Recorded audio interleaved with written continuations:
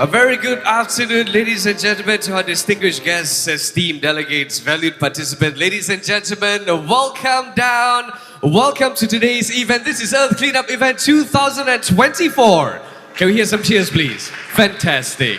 I think they can do better. Ladies and really? gentlemen, in 3, 2, 1! Thank you. My name is Brendan LePaul, and I'm standing alongside here beautiful Jessica. Hello, Jessica. Hi, Brendan, and we are delighted to be your MC for today. Now, on behalf of our hosts, we would like to thank each and every one of you for joining us here. We would also like to thank MPPP for being such an integral part of today's event, making all this possible. We as MCs have been part of this initiative since last year, and it was operated virtually with many esteemed speakers in Kuala Lumpur, Malaysia. It was good and amazing to see that Malaysian Humanitarian Foundation and World Cleanup Day Malaysia are able to progress and put together such events that are from manually managed working to digitally managed working. Ladies and gentlemen, is also able to do this whole event when it comes to physical events, virtual events, talking about cleanups, and to move towards creating the end-to-end cleanup eco-environment system. It's also crucial as many do not want to know what they are picking up waste, right? And to be waste and all the kind of waste that's out there. And of course, with their intentions and they wish to see what they are doing on real time, and of course, if it's possible as well. Malaysian Humanitarian Foundation and World Cleanup Day are working together with Penang Island City Council to deploy this initiative for the people in Malaysia, and also to share this with the world. It's indeed challenging to put together a whole event within such a short time frame of 2 to 3 months, as there's a lot of restrictions and limitations that the organizer had to face, and that including budget. Exactly. So we are glad to see the spirit of wanting to see the very best from our partners and friends in trying to see that this initiative can take off minimally and be successful and impactful, as to many of you who are present here with us, be it physically and virtually as well. So we are also truly pleased to see this dynamic smart project. Of course, we're talking about its partnership between Malaysian Humanitarian Foundation, World Cleanup Day, and Penang Island City Council. We hope many organizations, including governments, corporates, NGOs, schools, and civil society, can also do their part together and just join this whole initiative together to create a better, greener, and a spectacular world, and not just a particular world, our very own world, and here as well, a beautiful country, Malaysia. Now, we also want to try to engage with activities of equal opportunities and excitement from gender and generations too, and balance that with mental and well-being working, especially post-COVID period, as well as to make it fun, memorable, and impactful for locals, as well as our international guests. Fantastic. So, you know what, right now, when we talk about mental health and wellness and all that, right? So we have someone who is an expert in the house joining us here today. So are you excited to meet this person, ladies and gentlemen? Make some noise. Oh, no, you gotta do better than that. Are you excited to meet the expert in the house today, to talk to each and every one of you, to reach out to you, and to elevate this program? If you are, say yes. Louder, yes! All right, ladies and gentlemen, her name is Elaine, okay? On the count of 3, say Elaine, all right? 1, 2, 3. Ladies and gentlemen, Elaine! Hello, everyone. Good afternoon. How are you feeling this lovely afternoon?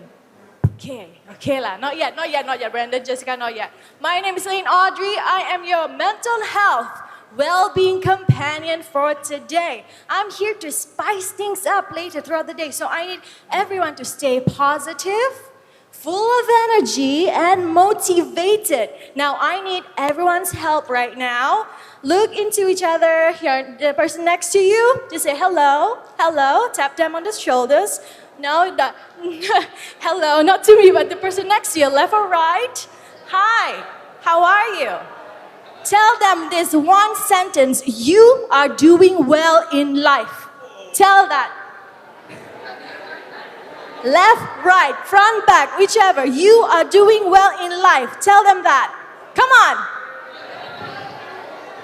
You are doing well in life because you are. You are doing well in life because you're here. You woke up today. You are here to live another day, to live another life. So what are we gonna do? You're here for a reason, yeah? We are here to make a difference, right? We are here to make a difference, right? Now I need everyone to say, woohoo! One more time, woohoo! We are doing well in life. Say that. We are doing well in life.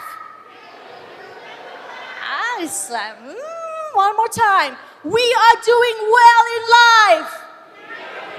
Let's make a difference. One more time. Let's make a difference. All right, Brandon, Jessica, thank you so much. I'll be right back. Thank you so much, Elaine, and she will be our power bank of the event. Every now and then we sense that there is a drop in energy in the hall, we will call her out again. Yeah, exactly. So because our topic and panel discussions for today, our activities as well, jam-packed event that we have here in conjunction with Earth Cleanup Event 2024 in Penang can be a little bit, I would say, heavy. But nonetheless, let's not take the essence and the whole pointers away from this particular fantastic day. So as and when, if you feel a little bit heavy, we will bring out our hype, beautiful woman to come and hype things up, yeah? Okay, so on the future of ESG, why not even if citizens can also build up the circular economy too with jobs and business creations and startups while working with the government, corporates, NGOs, upcycling centers and schools. So the ecosystem for this can be discussed this afternoon, and it will be as well. We've got sessions for you guys, and to see what are the key highlights that can truly and sincerely help the government, corporate, NGOs, so on and so forth. So if we do not manage this capacity for this support right now, how are we able to be responsible to ourselves and of course our families as well and the future generations to come, Jess? Of course, Brandon. So today is truly a meaningful day to be sharing with everyone here. I want to thank our panelists as well for gracing our event. We know that it took time, effort, as well as money just to be here, and we couldn't be more glad to have you. Now, before we begin, let us walk you through some house rules. My favorite part. Yes, you like rules. I hope everyone will love them and follow them too. Make sure your mobile devices are on silent to avoid any unnecessary interruption during the event. And as and when you have to move around the hall, make sure you move around like a ninja, quietly. Do not let anyone detect you without distracting others. Yes, exactly. And the reason why you need to move around like a ninja, right? Because if you see all these cameras here, you're literally live right now as well. So it's just not all these beautiful souls in this hall. We have lots of them who are watching live or joining us for this particular event online, Jess. Yeah, we in fact have an international audience watching virtually. So make sure when you move around, do not disrupt any of the cameras. That's right, that's right. Okay, so for today's event, right, let's take away the pointers, shall we? There are three key parts to this afternoon, namely, A, the insightful panel discussion sessions, which will be taking place shortly, impactful MOU signing ceremony, and the creative upcycling fashion show. Are you guys ready for some fashion show this evening? All right, okay, we wait for that one, okay? I'm so quite excited for that one. Now, to officially kick things off, we would like to focus your attention on the screen and let's enjoy the videos. Care of our planet. Waste management, energy, and climate change, they are all connected. We need to take care of our planet by using resources wisely, to have an open and transparent system where everyone can contribute. We need to plant more forests, not cut them down. By restoring forests, we can reduce greenhouse gas emissions and fight back against climate change. But why now? Because time is running out. We must work together, build trust, and tackle conflicts and greenwashing. Let's pretend to help the environment without real action. Let's unite with governments, businesses, organizations, schools, and societies to save our planet. We can't solve this alone. We need global cooperation. Our Earth is counting on us, so let's make clear plans and stick to them, checking in every year to make sure we're on track to zero carbon emissions. Together, we've got the power to make a real difference. Are you with me?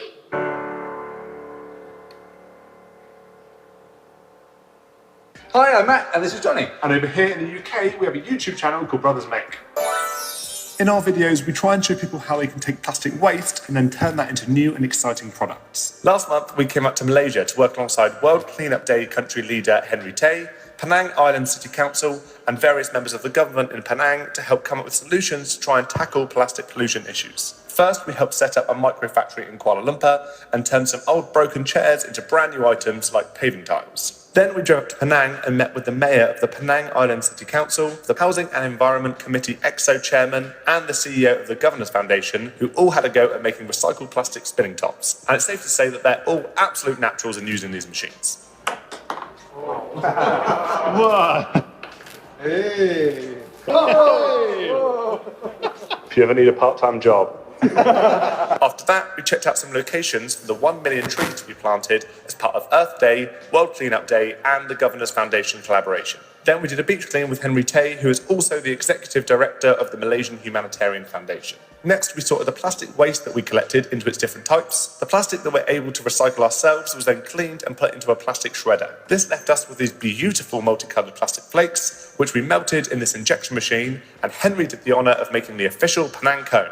And just look at how beautiful plastic waste can be. We had an absolutely amazing time in Malaysia, and we can't wait to come back again soon to hopefully help set up a lot more micro factories so that it's possible to prevent as much plastic from going into landfill or into the ocean and give plastic waste a new life. Thank you very much for having us, and happy Earth Day and World Cleanup Day 2024.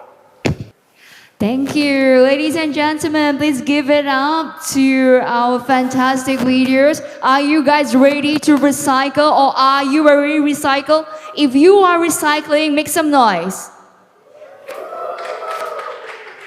Wow, I was so worried at first. It was radio silent.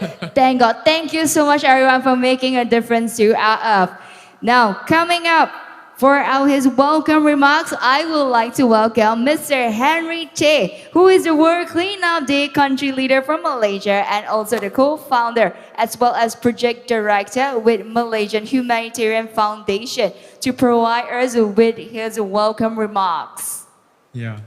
Would it be possible we also like to invite the panel speakers to come up first as well so that we can celebrate this together? Would it be all right? Okay. Would you like to mention the names then? Then we'll bring them in and then we'll start the speech. Is that all right? All right, sure. Totally love Henry. Love spicing things up a little bit, right? Okay, ladies and gentlemen, first and foremost, it's our pleasure to have our panelists joining us here for this remarkable occasion right now. And first up, who's joining us on stage, please put your hands together for Puan Fatin Hapsah binti Ahmad, Environmental Health Assistant Officer. Next, we would like to welcome Kama Nawani, CEO of Axiata Foundation. Fantastic. Next up, we've got Raja Masa Moha Rajatun Moha, Steering Trustee at Malaysian Humanitarian Foundation, MHF.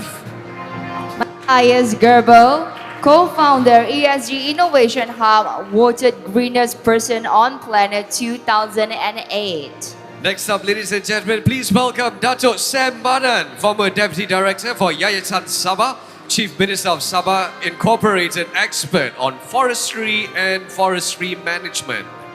Next, we would like to welcome Dennis Ayabari, Climate Action Youth Negotiator at Climate Change Secretariat, UNFCCC.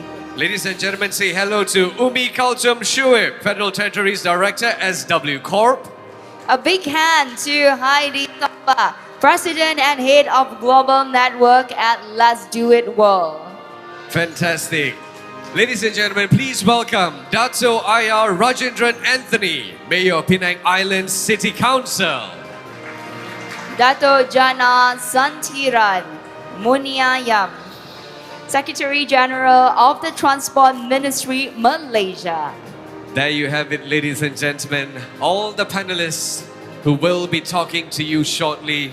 If you have questions, yes, you're more than welcome to direct it to them later on. But right now, ladies and gentlemen, we want to bring back the attention right now as we hear from the founder himself. Let's now welcome Mr. Henry Tay King, who is the World Cleanup Day country leader for Malaysia. and also the co-founder as well as project director with Malaysian Humanitarian Foundation. Ladies and gentlemen, a round of applause for Mr. Henry.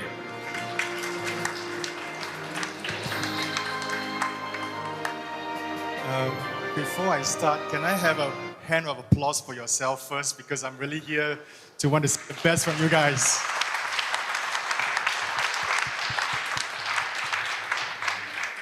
Thank you. That makes me feel more relaxed now. I'll do my salutations for a while. If you don't mind, just bear with me.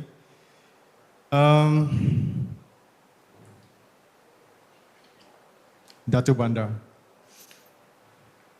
Dato Rajendran Anthony,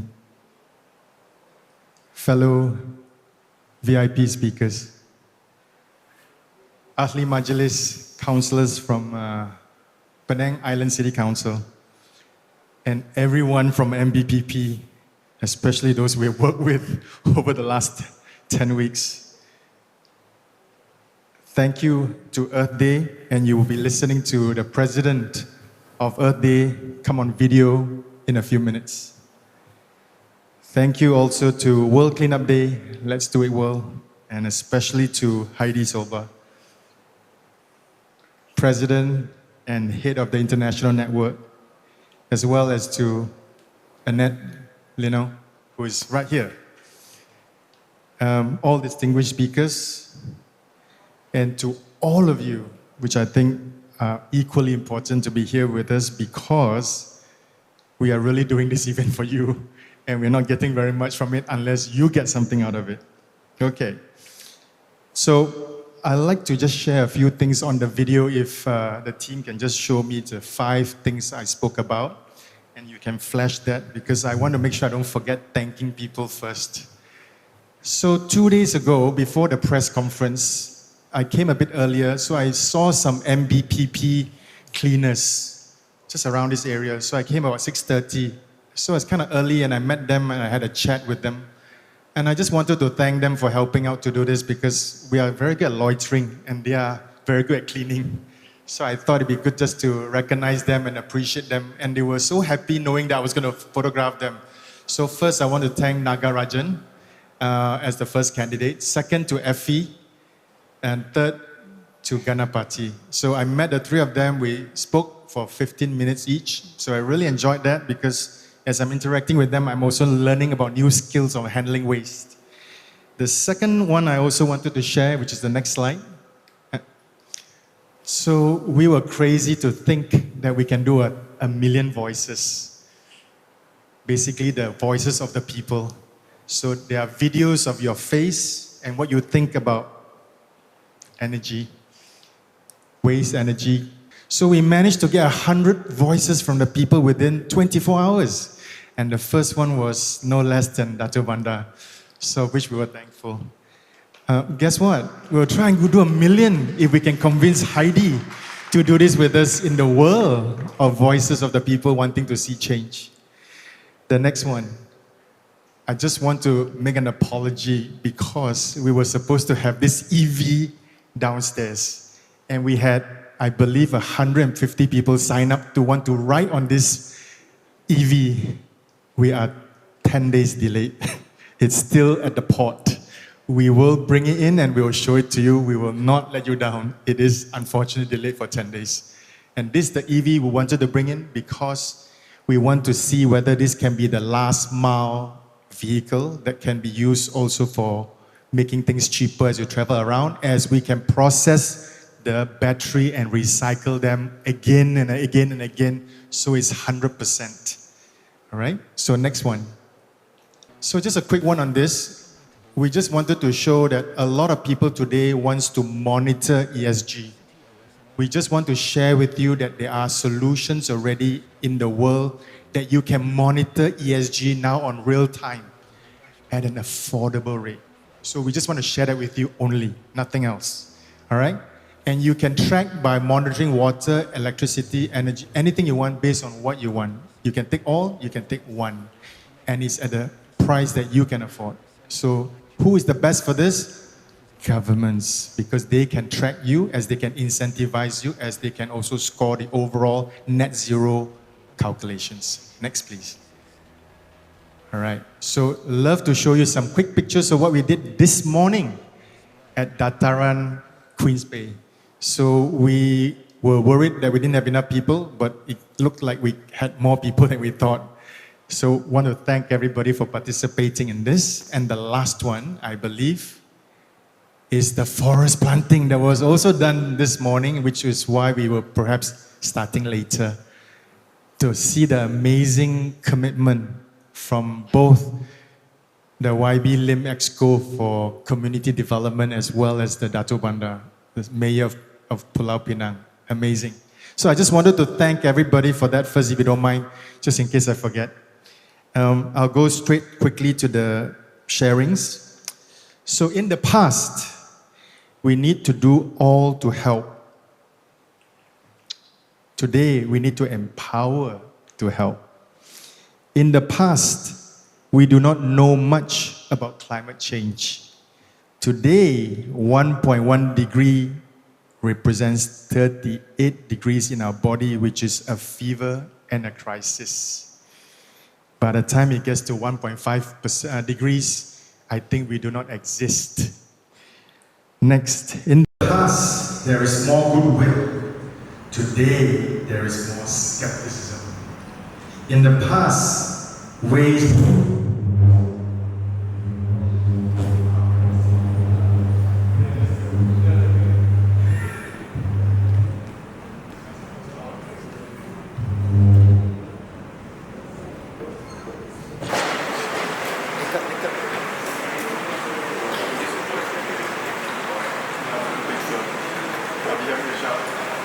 Save electricity. Are you serious? Okay. Put me to the challenge. All right. All right. Mr. Henry, your words are so powerful that the system is done. Power is here. 这样我这边我找 All right. So in the past, waste was waste and seemed to be dirty. Today, waste is gold and the new green currency. In the past, we can work more in silos. Today, we must collaborate. So, what is important really is to see how we can do this together, because the honest truth is that we can't do it alone. And until we understand that, it will be a long journey to making changes. Just to share with you, yesterday we had the youth sessions. A little bit ambitious, I must say, because when it came to the evenings, most people got tired, but it was still an important session for us. What are the general findings? Yesterday it was about knowing each other. It was about giving each other the benefit of the doubt and showing what our intentions are through the works of the youth. Not judging them, not thinking that they're lesser capable, but listening to the youth. That was yesterday's sharing. That needs to be genuinely exercised by adults to the youth. That needs to be seen also to be fair, caring, and win-win. So that was what I took away from yesterday's youth sharing. We hope today we can step up the conversations and sharing more today to one another, to another level, especially when we really have the best of the best panel of speakers today that is behind me that we can ever find at any one time in one location. That's my belief. I'm sure the series will carry by itself. As for us at the Malaysian Humanitarian Foundation, we are not a profit community organization focused. We do not do this initiative for anything commercial other than to wish to see that we can deliver showcase and impacts to society, even to the extent of incurring losses to do this, because that is what we believe in that will be useful for Malaysia. Our tagline is strengthening a caring culture and society. We wish to gain at least 5% of the population in Malaysia to do volunteerism sustainably and impactfully by or before 2030. Please help us. As we all need to coexist together and every one of us are important, as we see and respect that every life are also precious.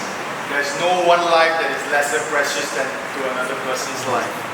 Let us all unite in our hearts, in our thoughts and in our works, however small and big they are, to bring about improvements, care, selflessness, and purpose.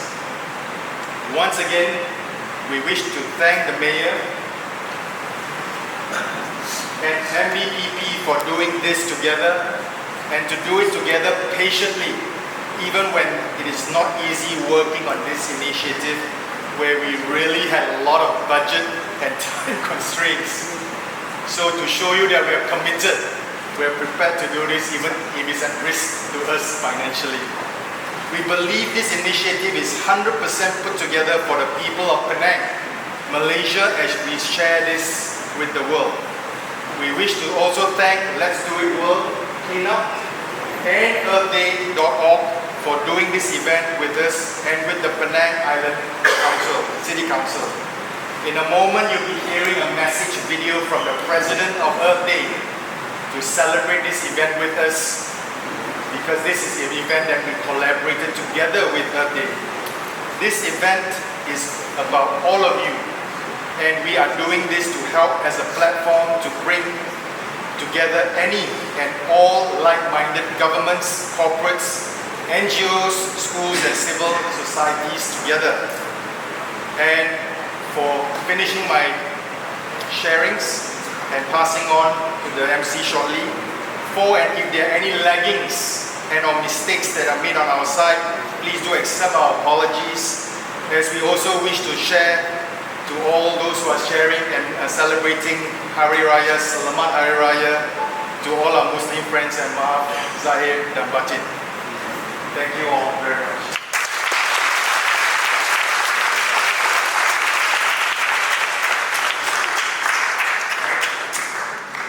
Okay, thank you so much, Henry. Ladies and gentlemen, in life there are a lot of unpredicted accidents that might happen like this, but no matter what, rain or shine, or how many hiccups that we are facing, we will continue with the event. And thank you so much for being here with us and staying with us. So coming up next for our speech, I would like to welcome Heidi Soba, who is the president of Let's Do It World, to provide us with her speech. A big hand to welcome Heidi.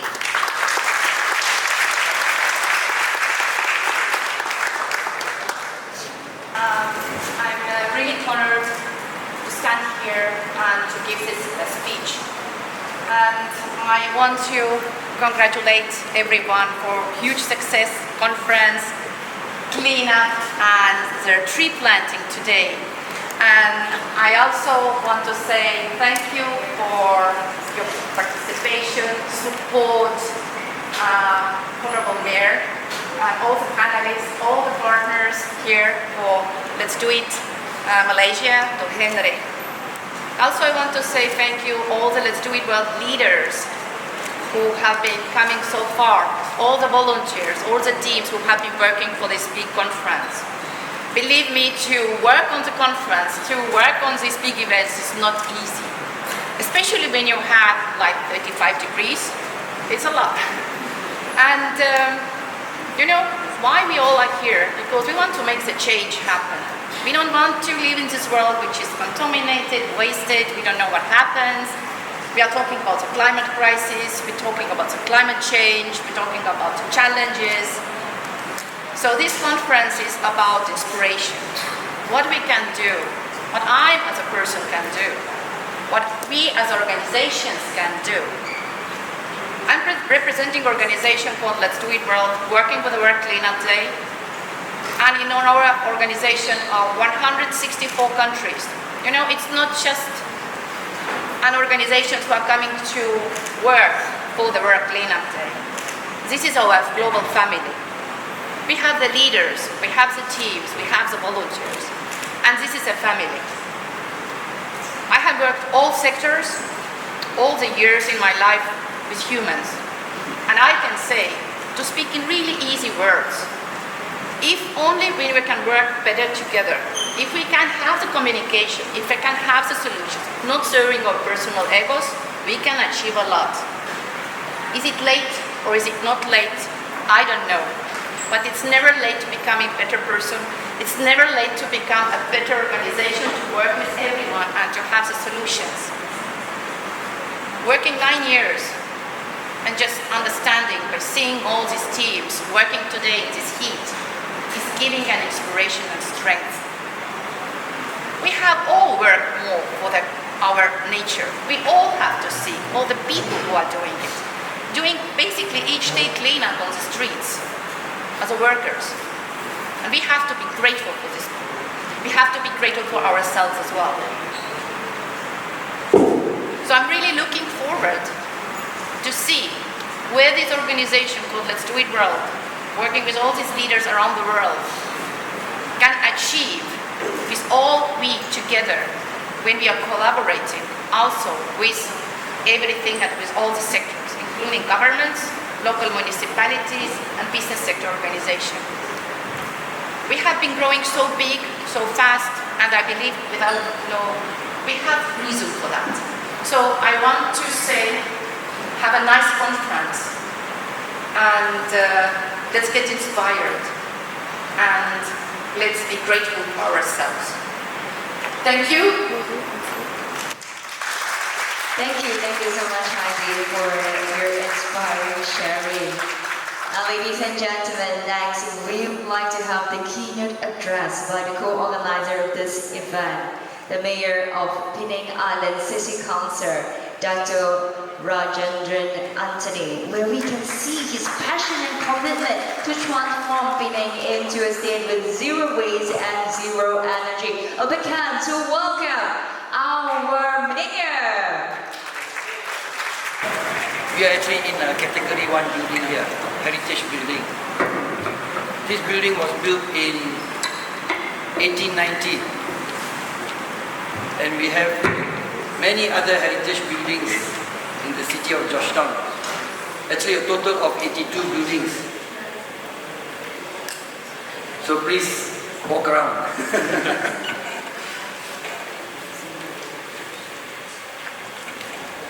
Honorable councillors, actually the City Council of Penang Island has 24 councillors, and most of them were there today during our program, Mr. Henry. And yeah, it's so good to see the politicians taking part in this event, and they are the policy makers. I hope they'll give me more funds.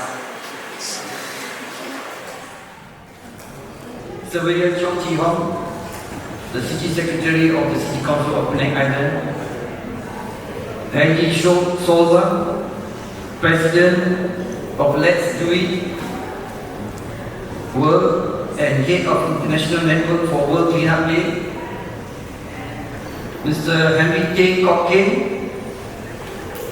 Malaysian Humanitarian Foundation co-founder and project director, World Cleanup Day country leader, Anand Dino, CEO of Let's Do It World, esteemed delegates, media friends, ladies and gentlemen. It is heartwarming and inspiring to see all of you, especially the youth, coming together for a common good, despite our different backgrounds, beliefs, and perspectives. I am privileged to be part of it. First, let us confront the reality of climate change. Our planet is facing unprecedented challenges due to rising temperatures, extreme weather events, and the degradation of our natural ecosystems. But amidst these challenges, there is hope, because we are here, and I believe the hearts and minds of many are with us.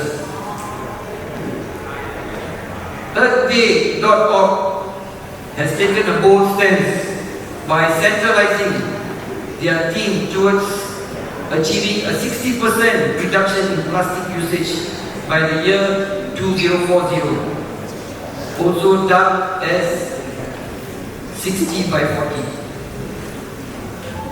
This target serves as an inspiration of hope, rallying individuals, communities, and governments worldwide to take decisive action against the universal threat of plastic pollution.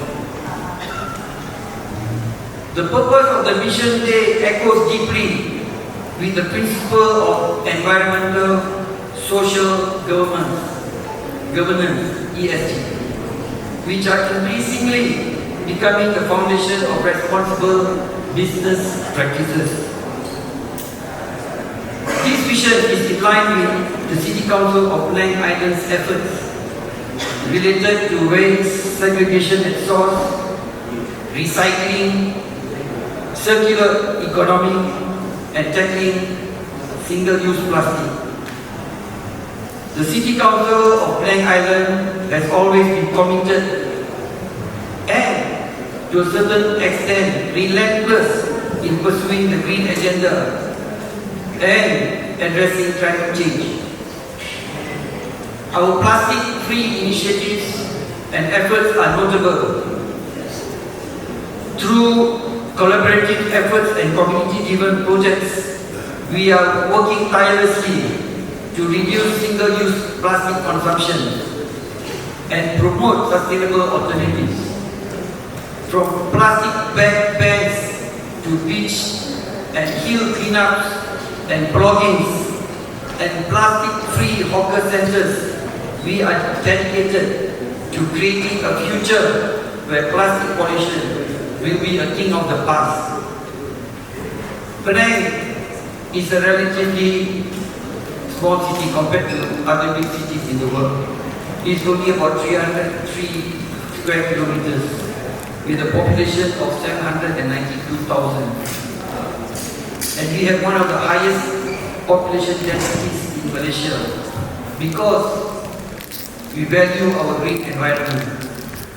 61.84% of Penang is covered with natural and green areas, and no development is allowed in forest reserves, water catchment areas, and land with slopes exceeding 25 degrees. While development is restricted to land on land above 76 meters from sea level.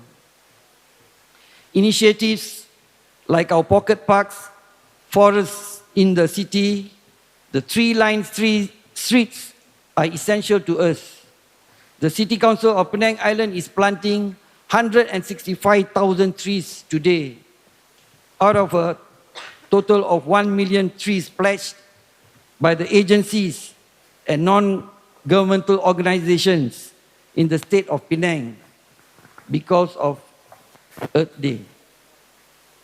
This would account for an absorption of at least 10,000 tons of carbon per year.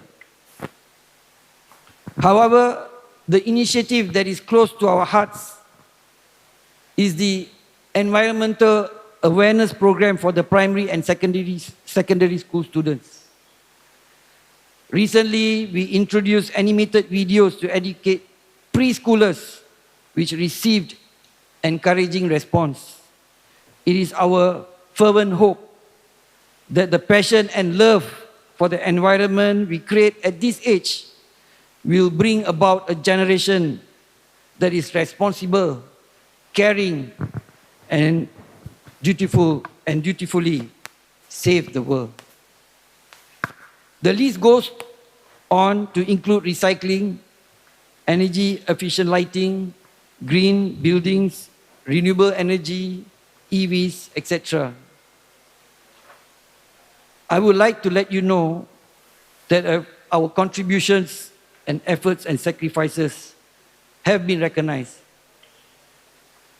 Penang was one of the 5 cities that won the inaugural Global Awards for Sustainable Development in Cities in 2023, also known as the Shanghai Award.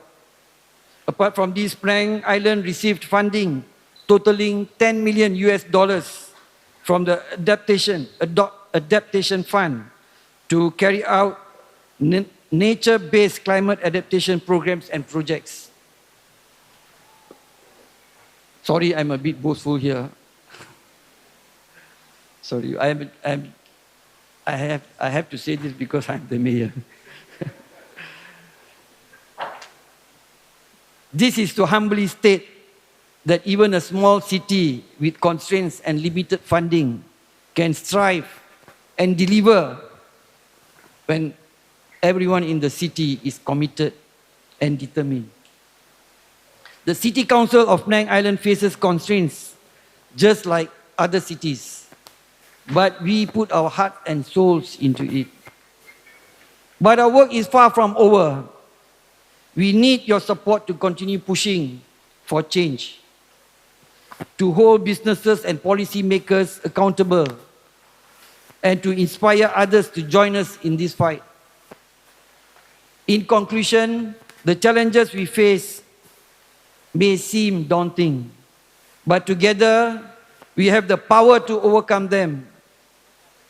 A famous personality once said, "I alone cannot change the world, but I can cast a stone across the water to create many ripples."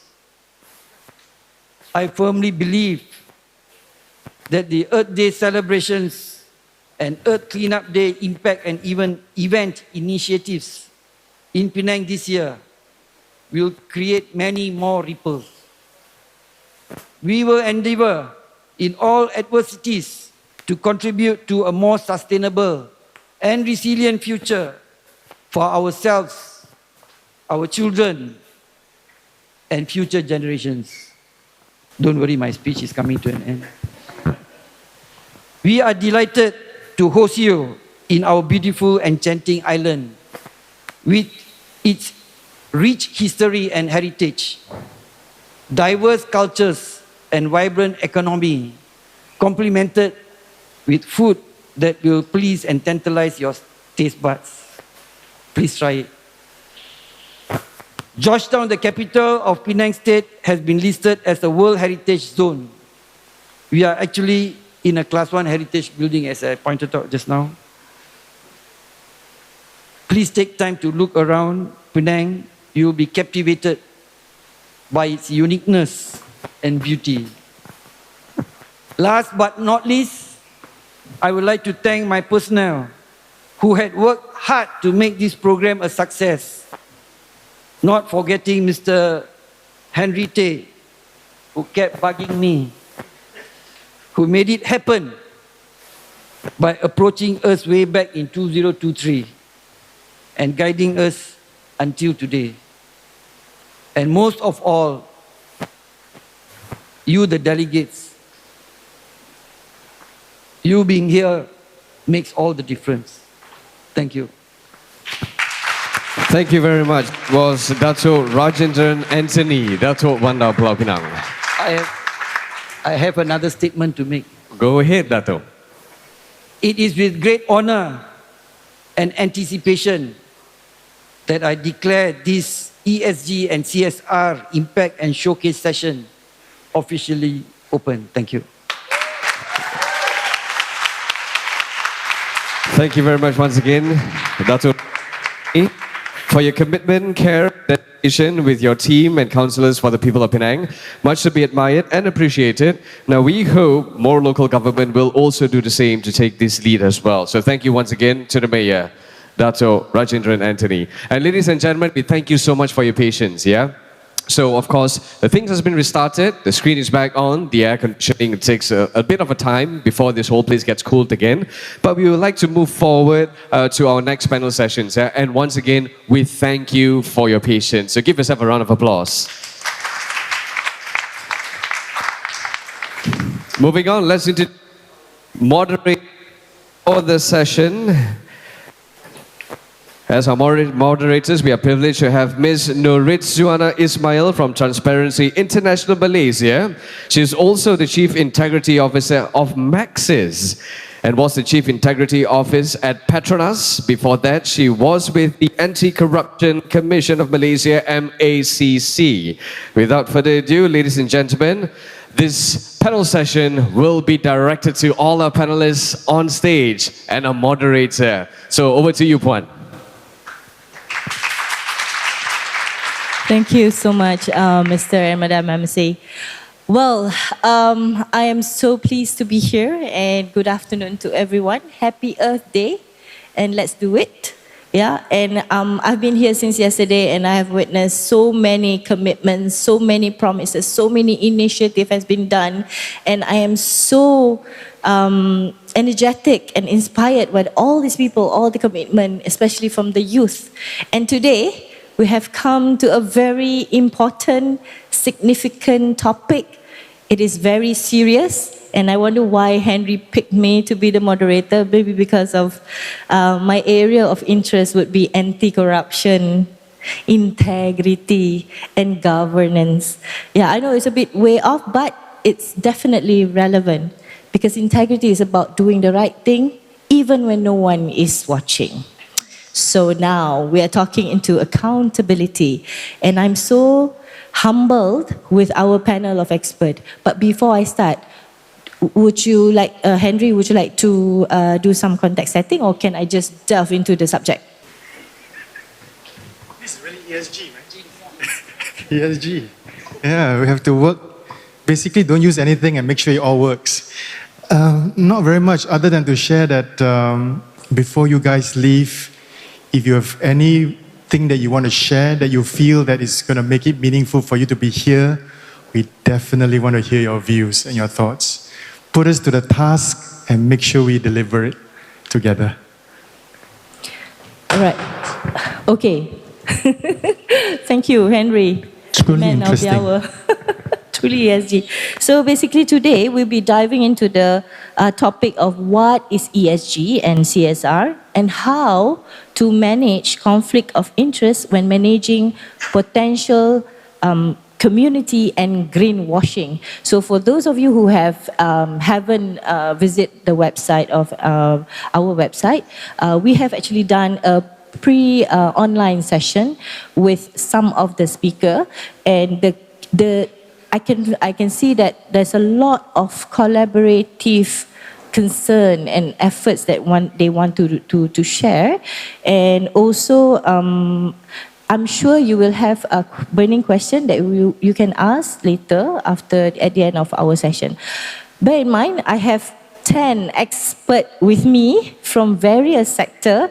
We have our Datuk Mayor, the man of the hour, who have committed for the whole of Earth Day. And then we have Heidi, our influencer, I would say, in this space of Earth Day. And then we have our youth representative, Denise. Yeah, and she spoke yesterday, and I'm so hyped up to listen from the youth and how they want to be inclusive in this initiative. And then we have Matthias, our green man, the expert, global citizen, I must say, and he will guide us of what to do, where to start and what not. And we have Mr. Kamal, the CEO of Axiata Foundation, to hear about what Axiata Foundation have done in the space of ESG. And then we have Puan Fatin Hapsa to represent Majlis Bandaraya Seberang Perai and what they have done so far. And we have Yang Mulia Raja Mazhar, the Board of Steering Committee of Trustees MHF.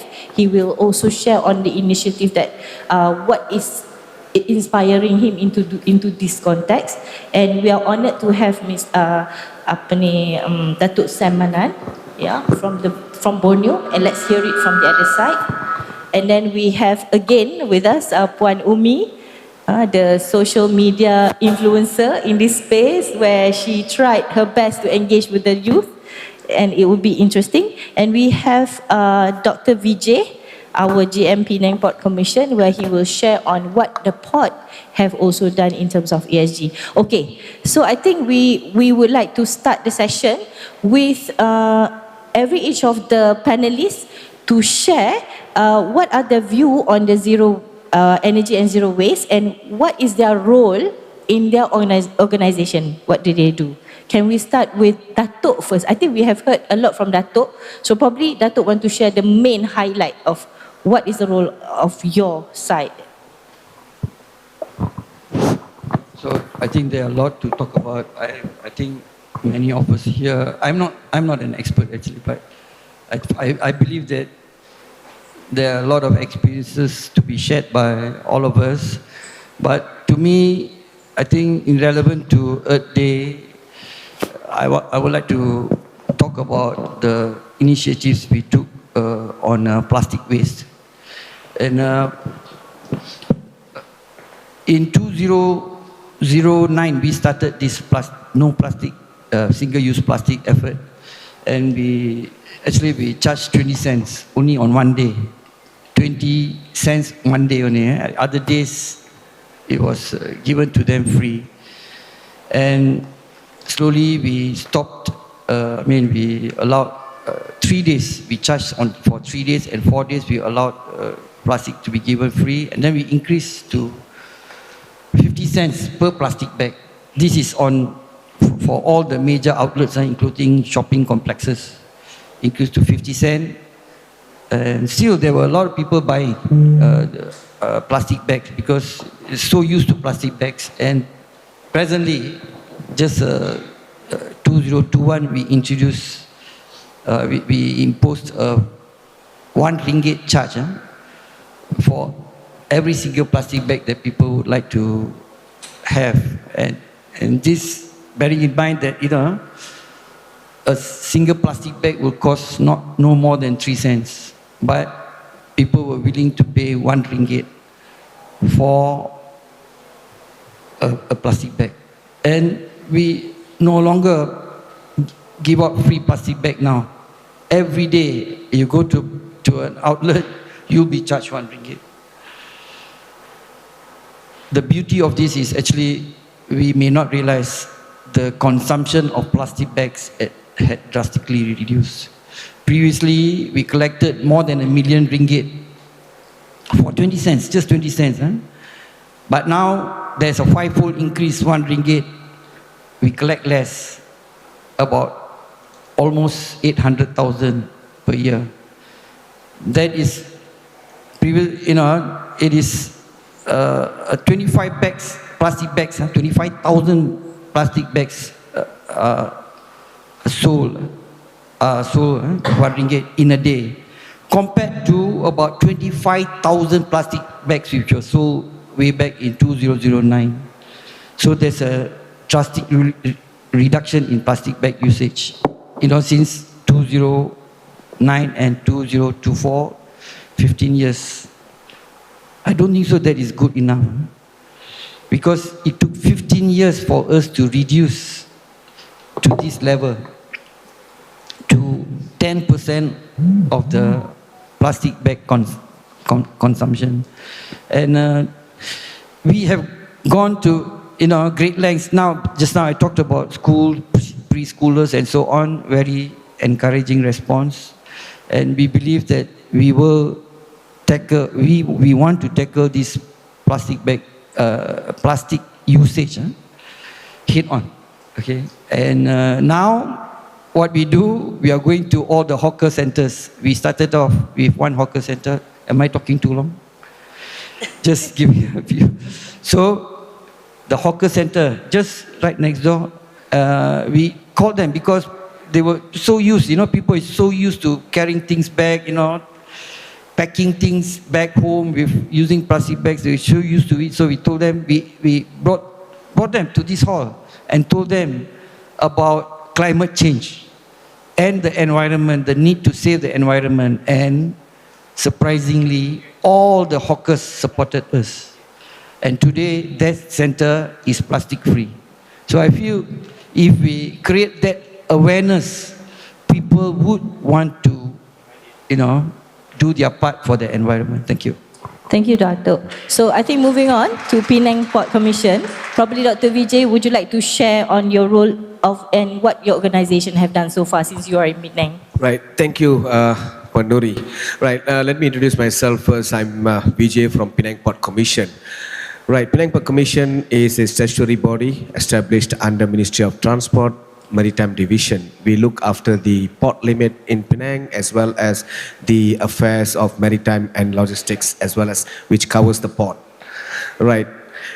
As you know that we have got international cruise terminal in Penang Port and we do handle container and conventional cargo in Penang Port.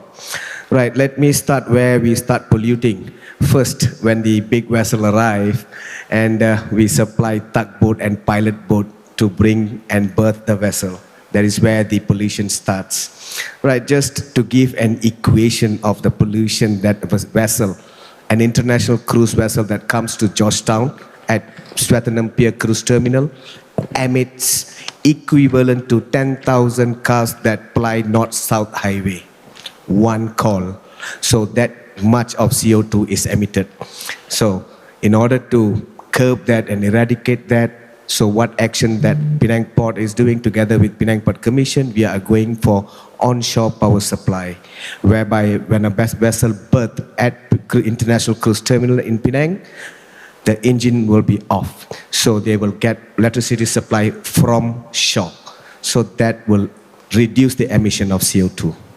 So that is one of the significant way that we are going forward. There are many others that we are looking at.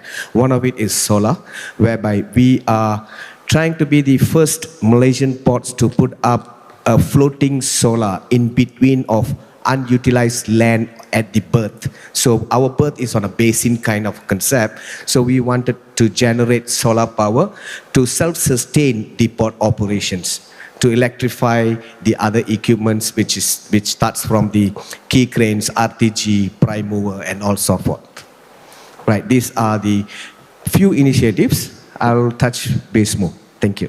Thank you, Dr. Vijay. So moving on, I will move to Puan Fatin to share on what Majlis Bandaraya Seberang Perai is doing right now and what is your role. Bismillahirrahmanirrahim. Assalamualaikum warahmatullahi wabarakatuh. My name is Fatin Hapsah binti Ahmad. Actually, I'm representing MBSP, Majlis Bandaraya Seberang Perai or Seberang Perai City Council in a short notice because my boss cannot make it. He was here just now, but he have an urgent issue, so he have to make a move back to office in Seberang Perai. So I am working under Urban Services under Encik Ahmad Zabri bin Sarajuddin. I'm doing more towards education part. So I'm giving talks to children, agencies, factories, and any forms of NGOs who ask us to teach them maybe regarding recycling or anything towards sustainable environment. So far that what we have done in MBSP, despite we set up all the recycling centers throughout all MBSP, but most of the recycling centers is conducted by the communities or NGOs. MBSP did not fully, MBSP did not run the utilities all on ourselves. It's more towards the communities. So we just monitor all the progress. We have some incentive for them, for communities who are doing recycling. We call that incentive Kitar Semula, recycling incentive. That means if the communities doing recycling things and they sold all the items with a certain weightage or certain amount that is listed in our dasar, so they have chance to have incentive from MBSP. As example, if you sell out 100 kilos of peppers and then you got, let's say, 30 ringgit, and then MBSP got an extra incentive for that. You can own that 30 ringgit towards you, and the incentive also you can have without have to pay anything towards MBSP.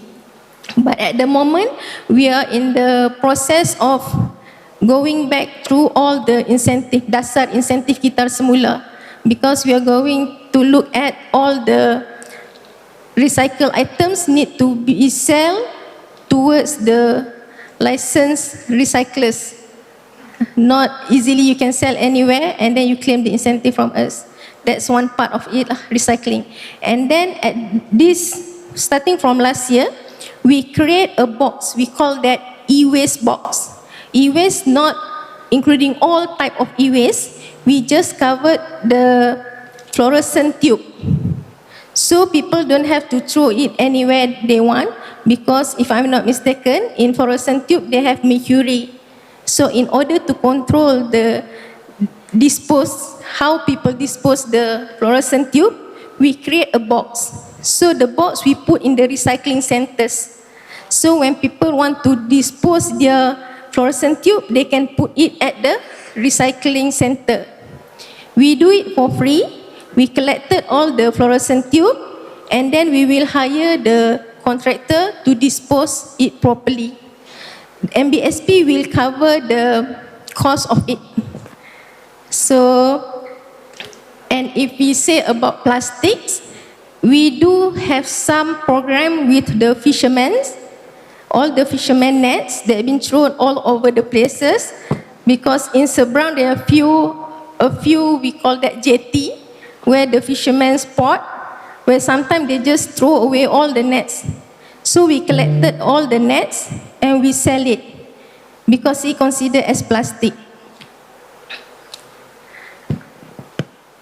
It's more, if you ask me, my part is more towards educating people, because we do believe education need to be a continuous plan. We cannot assume we teach a person today and then they will do it tomorrow. I took it as simple as we can. We have been taught since we are little, you cannot litter anywhere. You cannot throw rubbish anywhere you like. You cannot throw rubbish throughout your car. You cannot you cannot drink a can of drinks and then you just leave it behind. You cannot do that. We keep teaching people that since we are young. If I'm not mistaken, since I was standard 1, I've been teaching that. But people tend to forget. That's why for me, education is the most important thing. It's a continuous thing need to be done. That's all from me. Thank you, Puan Fatin. I think that is inspiring, definitely. Yes. When we talk about education, I think I would like Puan Umi, as the Director of Federal Territories Director of Solid Waste Management in Public Cleaning Corporation, to share some of the initiatives that she have done in SW Corp as part of the education. Thank you so much, our esteemed moderator. Okay, I'm Umi Kalsum, or easily called Yumi, all right, especially for the Chinese and Korean. So I'm actually in charge of the solid waste and public cleansing management in Kuala Lumpur and Putrajaya. Previously, I worked in the Council of Seberang Perai for about 10 years. Yeah, and I'm so proud to hear the expansion of recycling in Seberang Perai and also in Penang, Dato'. Congratulations.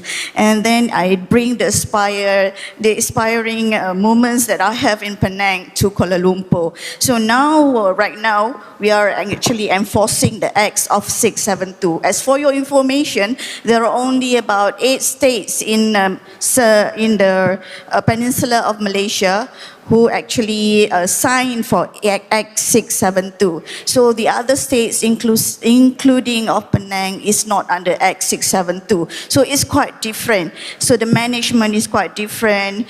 The way that we put up for example, litter bins and the number of operation days and so on is quite different. We have certain standards that we have followed in these 8 states, which is, we have about 54 local authorities.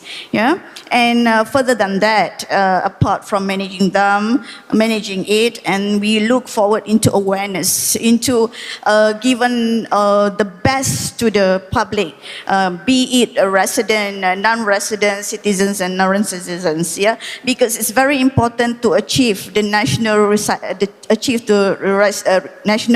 the targeted national recycling rate for the whole country. So we should push for it, especially on stratas, building for stratas, apartments, commercial and so on, not only for the landed properties. So we have different kind of approach for those people. And I did on enforcement. That's why you see me more on social media. So I advertise a lot about my kind of work. So you can actually follow me at TikTok at PWPSW Corp, because we try to encourage people to clean the country, to ensure the cleanliness, not to actually throw out rubbish everywhere, to do recycling, and to be in it right. Yeah, you can still see rubbish everywhere in Malaysia, not whatever state it is, outside of the road, the medians of the road, and so on. So we have to make sure that attitudes can be changed, awareness is possible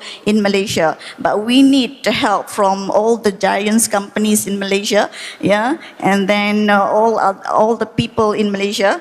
Yeah, and it's very hard, especially for us to approach the non-resident or non-citizens of Malaysia. So be it, but we have to do it, whatever it is. And usually we have to be brave in advising them to do this kind of thing. And furthermore, we have a hashtag, Berani Tegur. Berani Tegur means you have to be brave in telling people that this is wrong, this is right, and so on.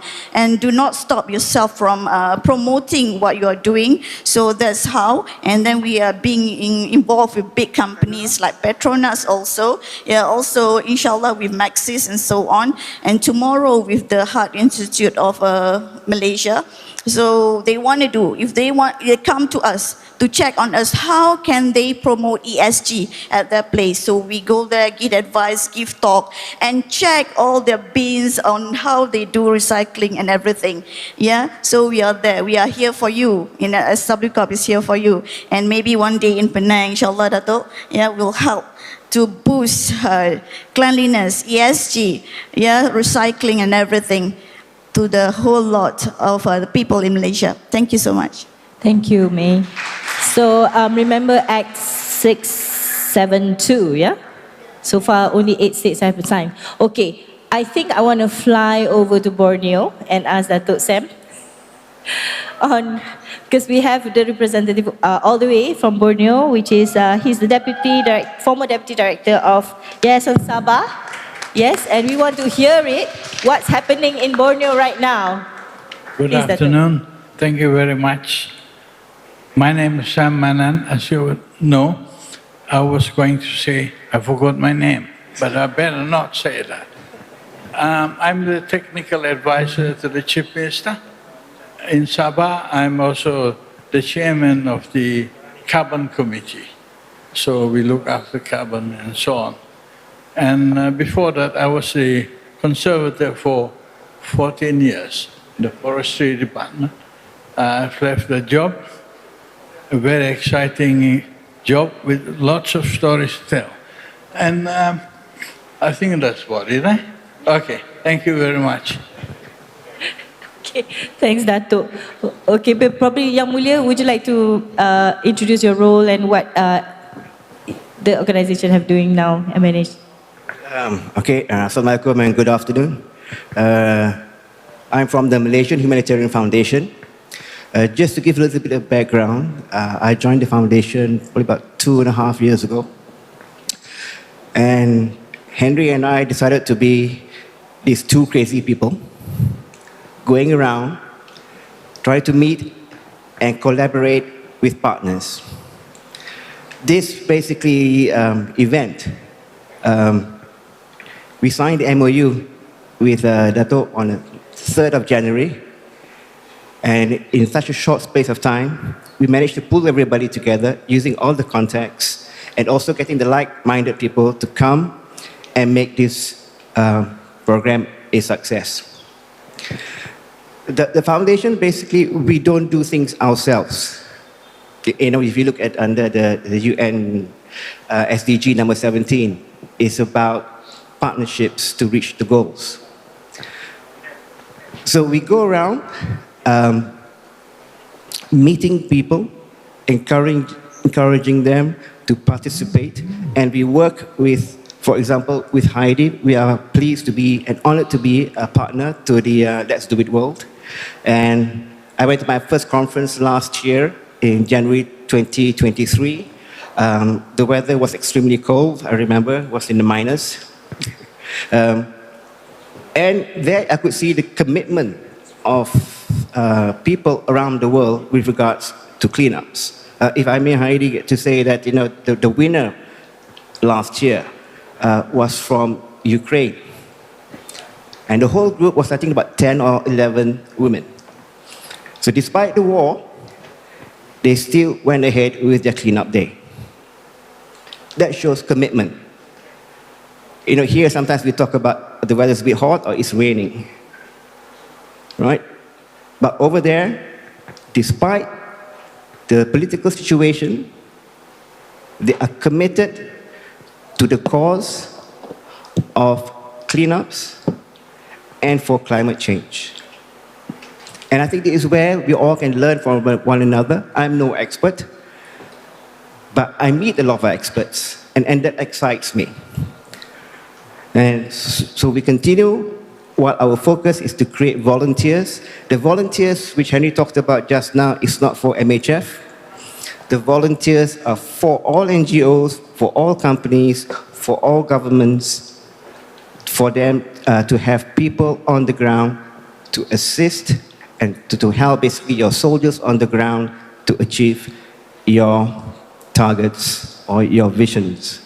And at the end of the day, I hope that it's not only, we talk about ESG, and I know our focus is on climate change, but we mustn't forget we also have the S component and the G component, especially on social as well as governance. Upon we were mentioning, whatever we do in terms of ESG and climate change, we need to do it transparently. We also need to think about, previously when we do about CSR is very much corporate, but ESG, now you're talking about you including your stakeholders, your shareholders, your consumers. You need to be the leadership within the company that needs to be aligned, and also the employees. You're talking about the well-being of the employees. And on the social side, you need to talk about gender diversity as well as inclusivity.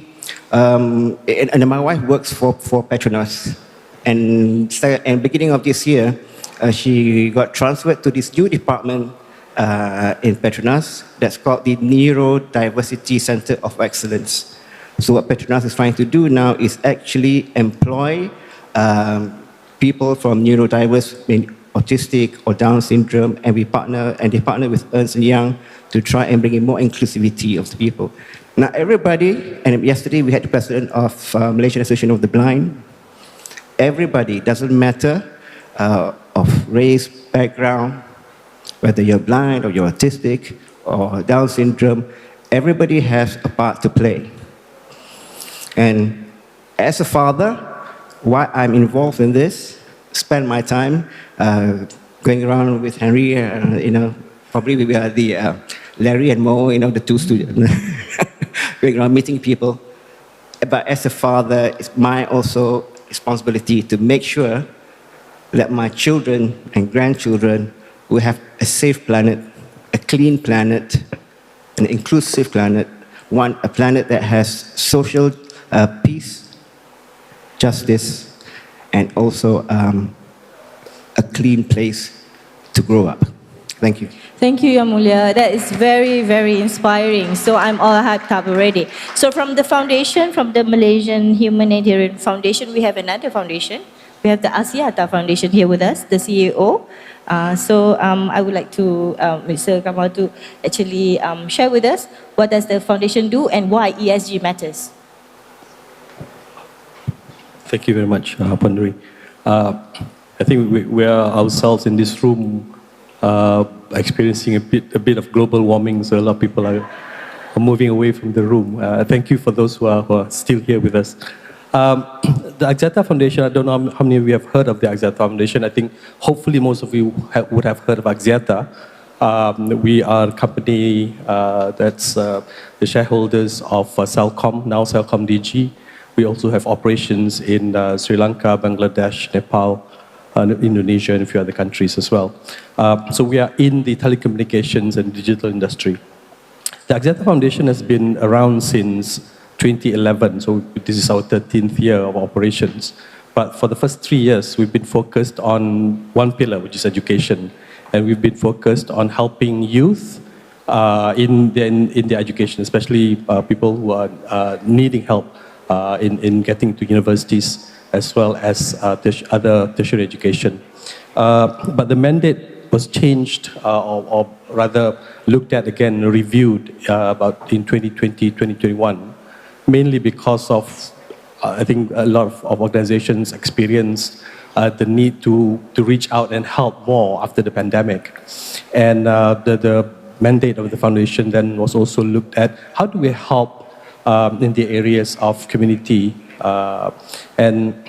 So we expanded our operations into two more pillars, which is the community investments and also the environment. So we've been involved since 2021 with organizations who focus on educating, especially youth, on the issues of community as well as the environment.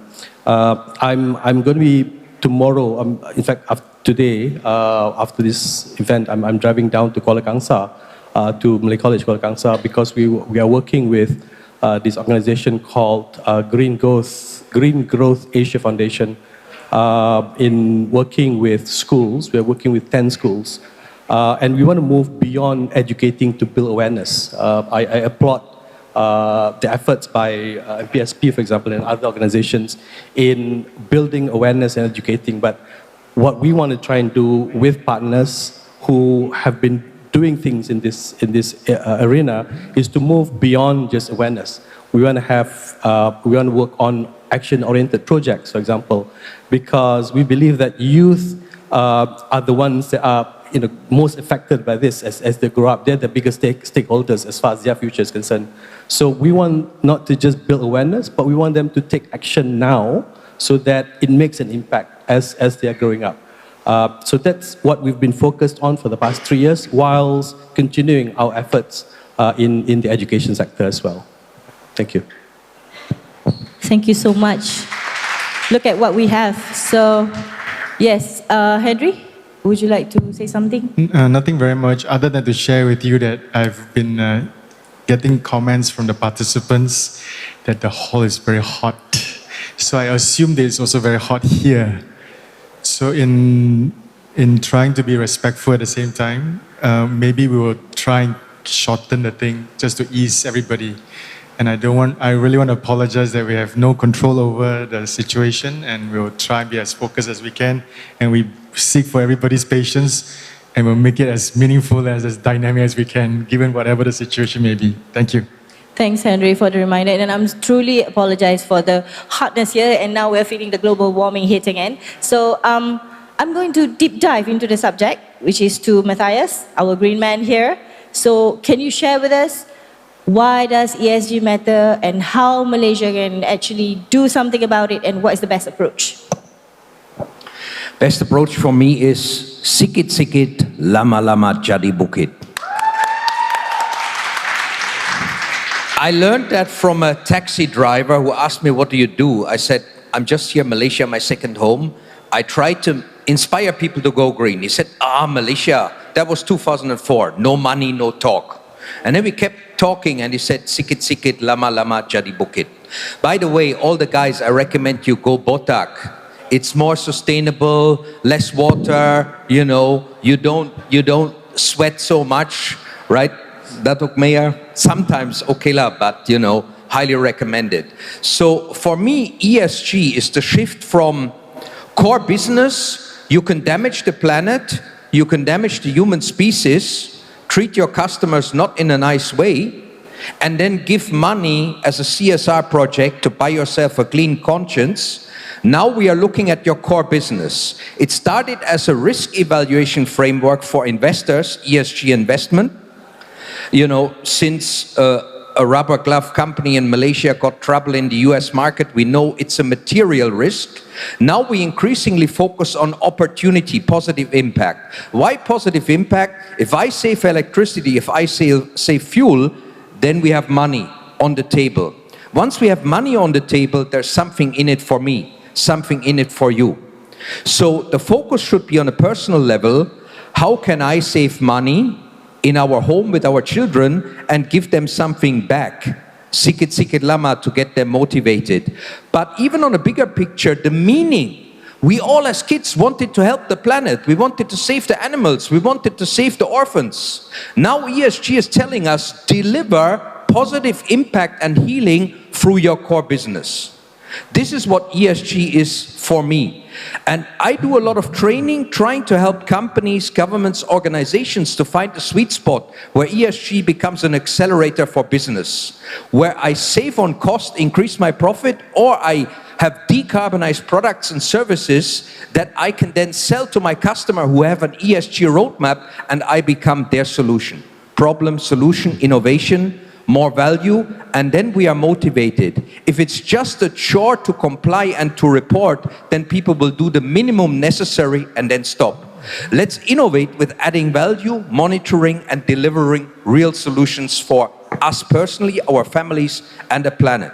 Thank you. Sikit-sikit lama-lama jadi bukit.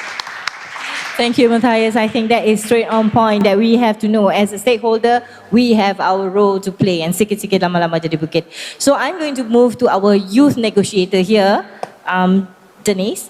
So after coming to Malaysia, after the sharing that you had yesterday, what is your view and what will be your sweetest advice to Malaysian youth to continue to be motivated to be involved in this initiative? All right. Thank you so much. The first thing I'm going to say is that if you think it's very hard to protect the environment and money is the key to everything, try holding your breath as you count money and you see how much money you can count. So as young people, the future is not tomorrow. The future is now. That's why we need to be included. That's why we need to do everything as young people to save ourselves, but also to save the future generation. One thing is for sure, as we continue to emit, as we continue not to go sustainable, the effects of climate change are increasingly becoming irreversible. In a few years, we are likely going to hit a dead end where we are not able to probably remove the CO2 in the atmosphere, where we can do anything about it. So it's as urgent. So as young people, our role is one, to make sure we protect the environment. Our degrees, our jobs are not all important if we do not have an inhabitable planet. If we can't stay on the planet, then everything we are doing becomes useless. I think that's much motivation than we have ever needed. Everything you do right now becomes useless if you can't habit the planet in a few years to come. Yeah. Thank you. That was inspiring. Yes, I think the message is very, very clear. The future is now. So finally, let's move to Heidi. Okay, after witnessing what we have done, how we celebrate Earth Day, let's do it. Do you think that Malaysia, are we on the right path? Does ESG matter, and why do we have to keep this momentum going after, not just for this event, but what is it that we have to make sure that we stay motivated and make sure this has become a culture? This idea. Well, I think everything in this world, as I said, is a cooperation, and we have to cooperate. And by coming before Malaysia back to Let's Do It World, we are already in 164 countries with the teams, which is a family. And this family have been growing really fast, really big. And we are doing our 7th World Cleanup Day. And I guess, as we are so big, and we are family, United Nations offered us a day as well. So we have a day for the World Cleanup Day in 20th of September. In the same way, I see that we started from the cleanup, but now the cleanup is not the solution. The cleanup is not the solution, I do agree. It's actually a symptom. It's actually a problem. And it speaks to us, something is wrong with the system, something is wrong with the way how we are living, and something is wrong with us. This is actually the situation, and what we can do for that, how we can solve it. So I can see from our countries we are doing a lot of different kind of green projects already, working with education, working with youth definitely, working with the governments. I can name many countries with different kind of really inspiring projects. And I'm wondering, if we have this kind of really big movement in this world, and it's really hard to manage because people are different kind of cultures. We are like Microsoft, we are like United Nations. And to manage all these cultures, to manage all these people with personal challenges, with their governments, with their organization, with their CSRs, and with their teams, and with the situation and legislations which is not there, is very hard. And actually showing you the world itself. The world is very different, but at the same time, it has the same challenge. We are not cooperating enough, as I said. We are still working in silos, and we are still making a lot of conferences where we are talking about it. And becoming part of any kind of solution by acting together, even if we are picking up the waste, we suddenly see that we can collaborate and we can ask from ourselves what more we can do for our society and our community, and how the corporates with CSR and ACGs actually can support this kind of organizations who are for today working for the environment. And this is not a question about our organization. It's a question about any kind of organizations or movements or simply people who want to make the change happen. Let's come together. Let's support this kind of activities. We do have running a program in Africa in educations. We need support there because the governments are not enough to pick and bring into the curriculums of the schools. But we need to educate young people. So where to find the solution? Where to find resources? Maybe this is a platform where we actually can all collaborate for the youth education. And for Malaysia, of course, we have this conference, we have mayor, we have fantastic organizations. So I think from that, we can actually go further and to think what we can do and how to keep it all clean also in Malaysia. Thank you. Thank you, Heidi. Thank you for giving us the tips. Yes. Okay. So I think this will be the last leg of our discussion, the final question, but it's not the least important. I open this question to all the panelists. Do you think that we will need audit, monitoring, or reviews by third party to make sure there's a check and balance, to make sure that ESG efforts are well accountable? Please. Yes, when we had our program for sustainable forest management, one of the issues we looked at was auditing. Third party auditing means it's not the government, it's somebody else doing that work, and they must be credible. I think that's an important issue. Thank you, Dato'. Anyone else in the panelists would like to give their view on audit efforts? Or maybe from the global, okay. Thank you, Nuri, for the question. I'll put it very simple. Initial stage audit is required, but in the long run, self-auditing or self-regulating or self-awareness is very, very vital if you wanted to keep it going and keep it alive. For me, the starting point is for organizations to really understand their significant environmental and social impacts and opportunities. Usually we focus on preventing the negative, we put in controls, then we do the report, we fill in questionnaires, and people see it as a chore. So we need to calibrate where are the opportunities for our business. And decarbonization is a gigantic opportunity. If you reduce your scope 1 and 2 emissions, your fuel and your electricity, you save a lot of money. And there are opportunities to do that with fast ROI. If you create a healthy building that's passively cooled, if this building would be passively cooled, if this building would be kampung house style, we might be more comfortable in here than otherwise. So what is the carbon footprint of operation? That's a cost. So I believe we need to put this understanding and opportunity implementation first before we come, especially with SMEs, with the auditing and the credible third-party auditors which are needed for listed companies that have a detailed sustainability report. But for SMEs, this would be too expensive.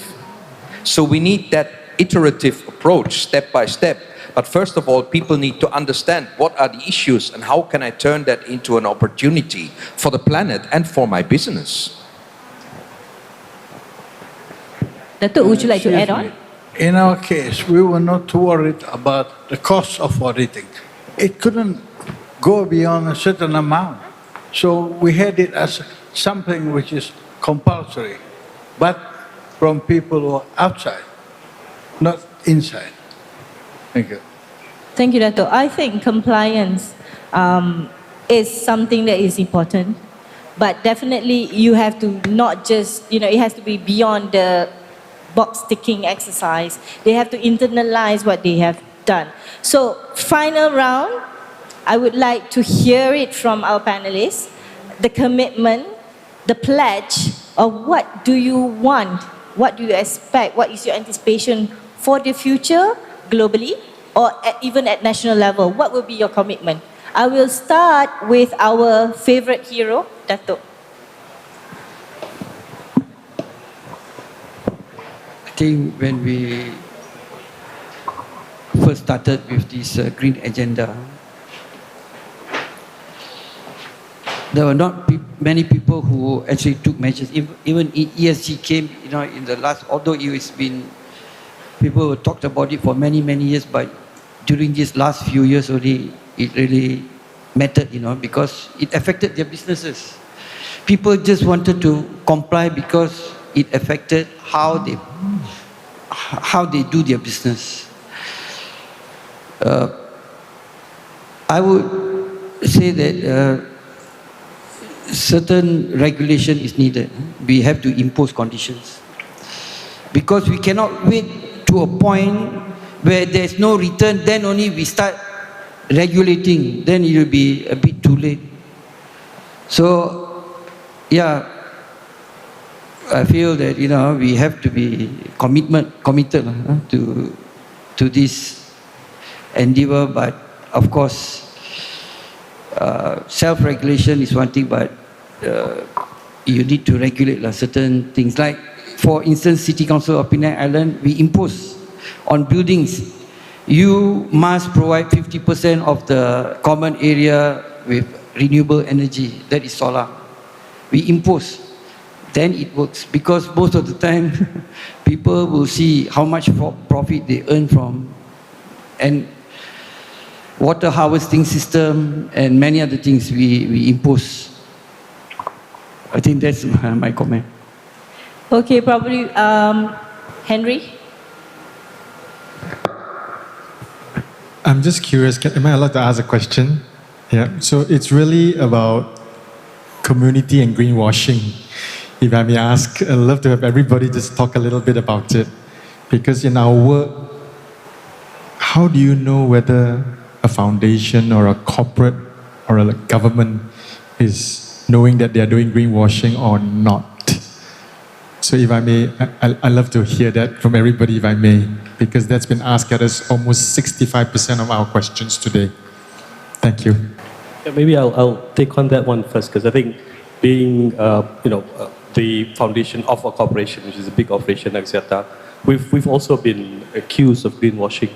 Our tower company, when we build towers, we potong pokok, and then we have programs with orang asli and say, here's our greenwashing, and all people say this is our greenwashing. But I think you can't get away from that, I think, and as long as I think, at least that's how we are doing it at Foundation. We are independent of the parent company. We are governed by our own board of trustees. We do report back to the board of directors of Axiata, but we are independent in the sense of our operations.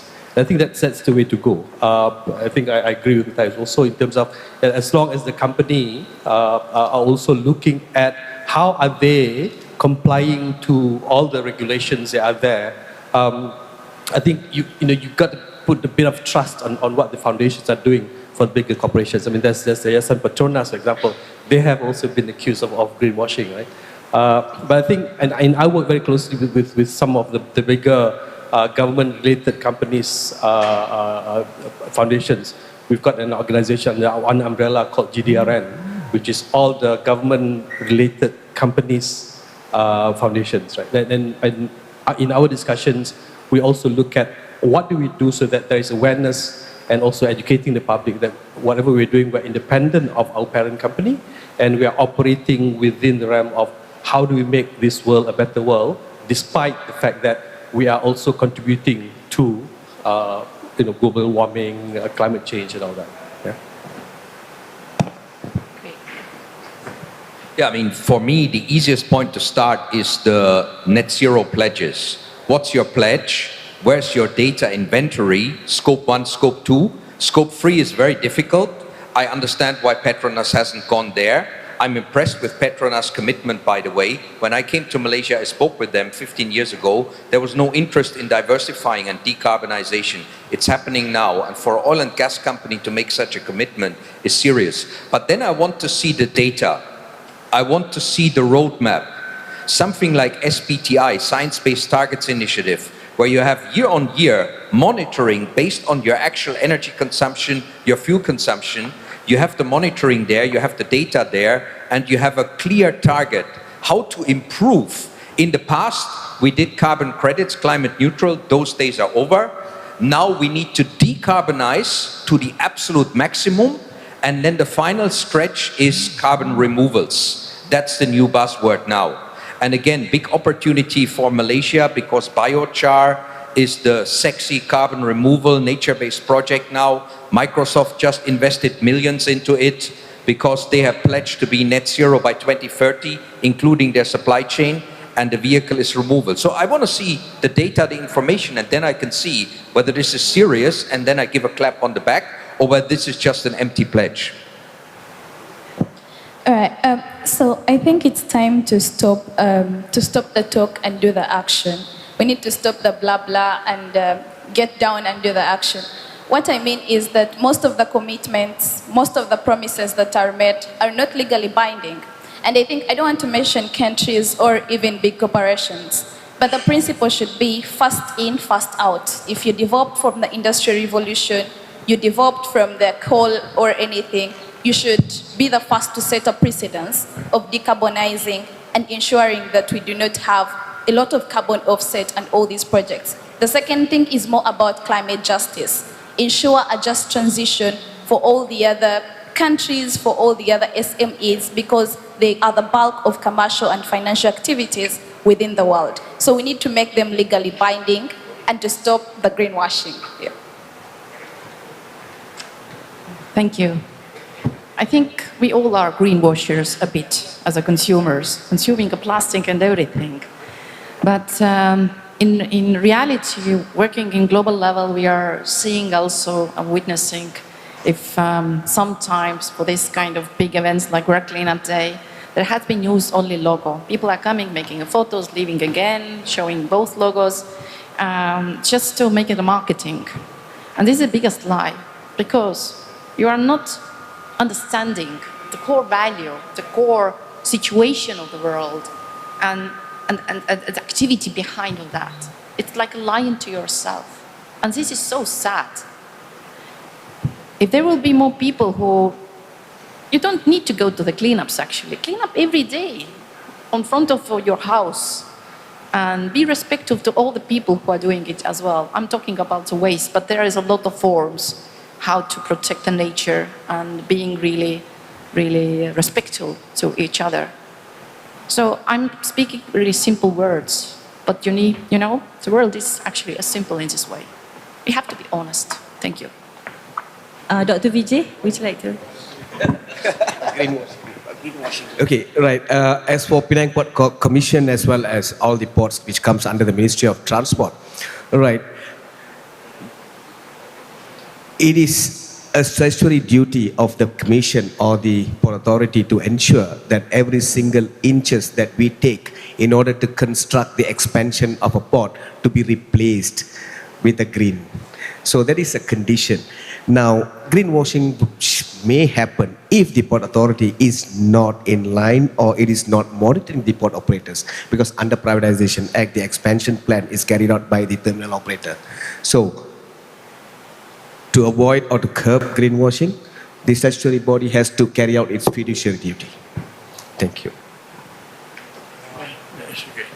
I was going to mention about this making things simple, especially this carbon which we are talking about now. We do not explain it simply to the general public.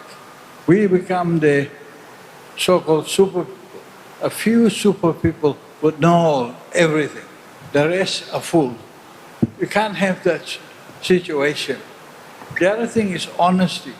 People will not look at projects which are not honest. And that, a lot of that is going on now. Thanks.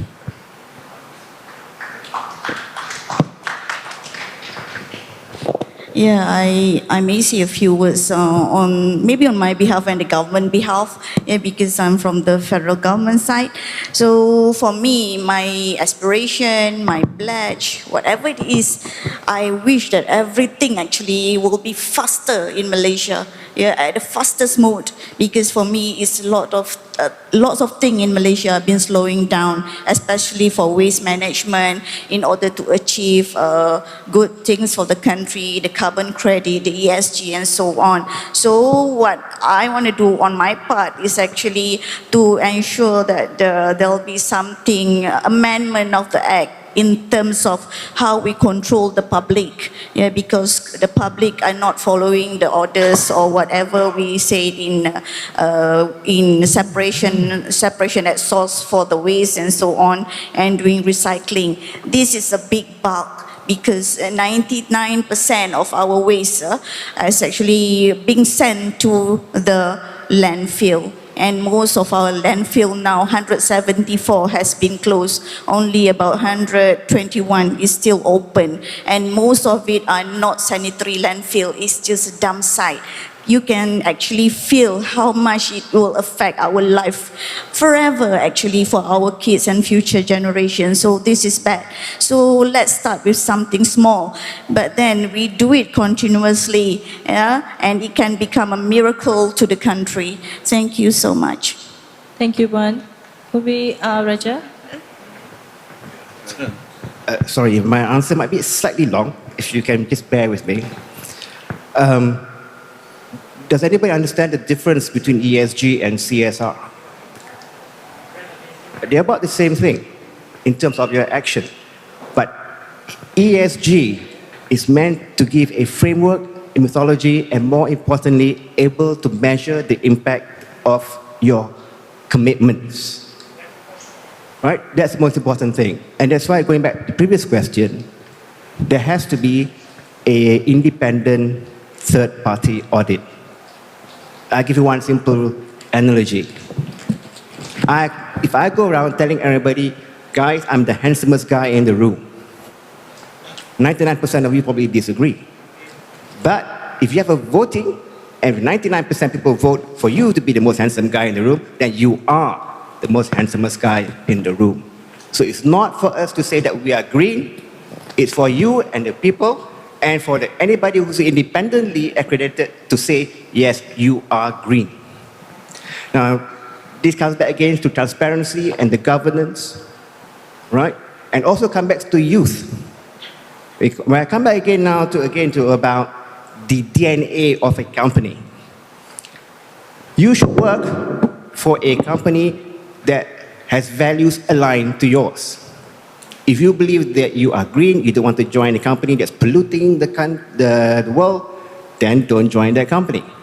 But if you read through of their commitment of what they're trying to do, all the initiatives they put in place, and you say, yes, there's a future for me, I'm going to work for you. The same thing with suppliers. I'm not going to buy any of my supply chain from those people who are not ESG oriented or those who are polluted. Okay? So if you can find, I give you an example, 25 years ago when I was in Petronas, that time we were still one of the people that's polluting the world. And we were interviewing new people coming in, graduates. And so one graduate, this guy, so we asked him, what did you do? You graduated in so and so. What did you do in your pastime? Oh, I was an active member of Greenpeace. And we used to go around and, call about pollution and things like that.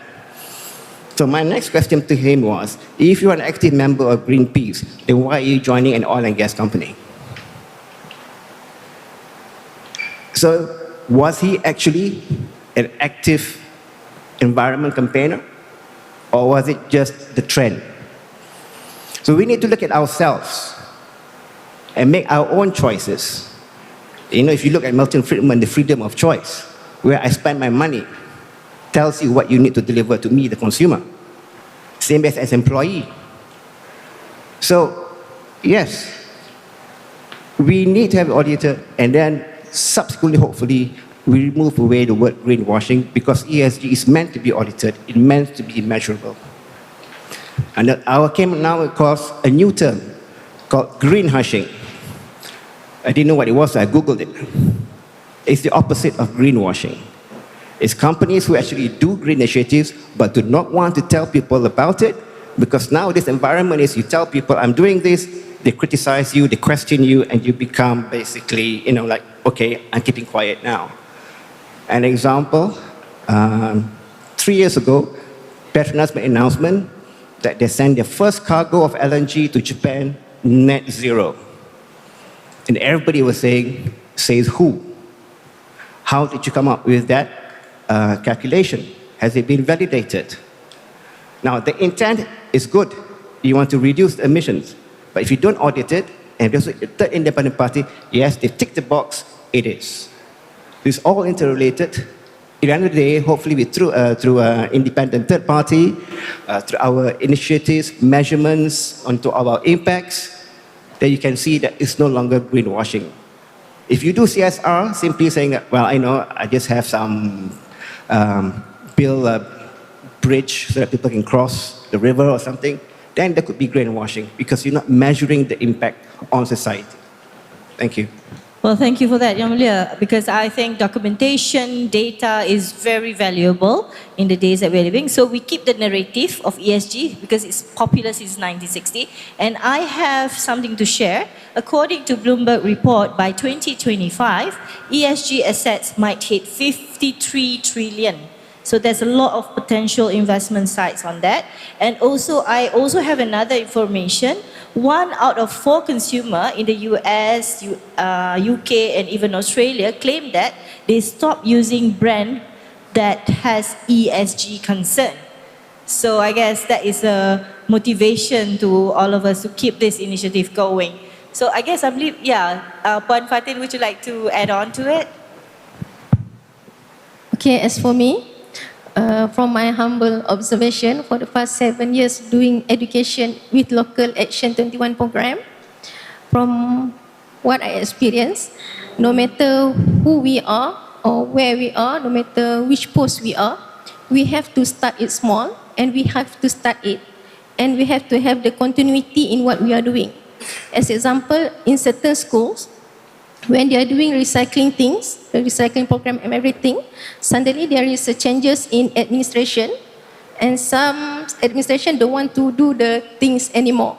So the things is stopped. So I do believe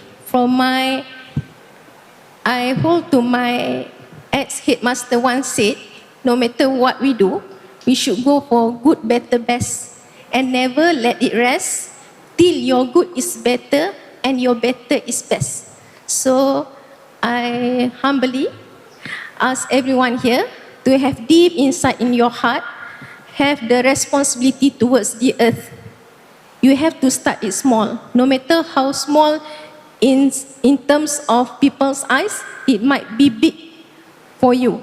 So good luck for everybody. Thank you, Puan Fatin, and the rest of the panelists. And now I think can I open to the audience for Q&A? Anyone would like to ask any of our experts up here any questions? If there is any question, kindly raise your hand and our volunteers will send the mic over to you. Don't be shy. This is the time for you to pick their brains. We have years and years, decades of experience on stage right now. So if you would like to know more about a certain topic, this is the time for you to raise your hand. Anyone? Well, I guess we are good. No? No question? Based on my understanding of the Malaysian crowd, they are usually very shy. So if you have questions, it's okay. You don't want to ask it out loud, write it down. Write it down. Later on, we will pass to the respective speaker for him or her to answer, and then we pass the answer back to you. So if you need it, just write it down. Oh, we have someone who would like to ask a question. Do we have? Can we have the mic over? So Sean, our mic delivery man, will be there shortly with you. Look at how fast he works. So my name is Charlene. I'm a mom and an entrepreneur. So I have a question regarding the future generations. In school, what is the plan for the recycle program and education in school for our future generation?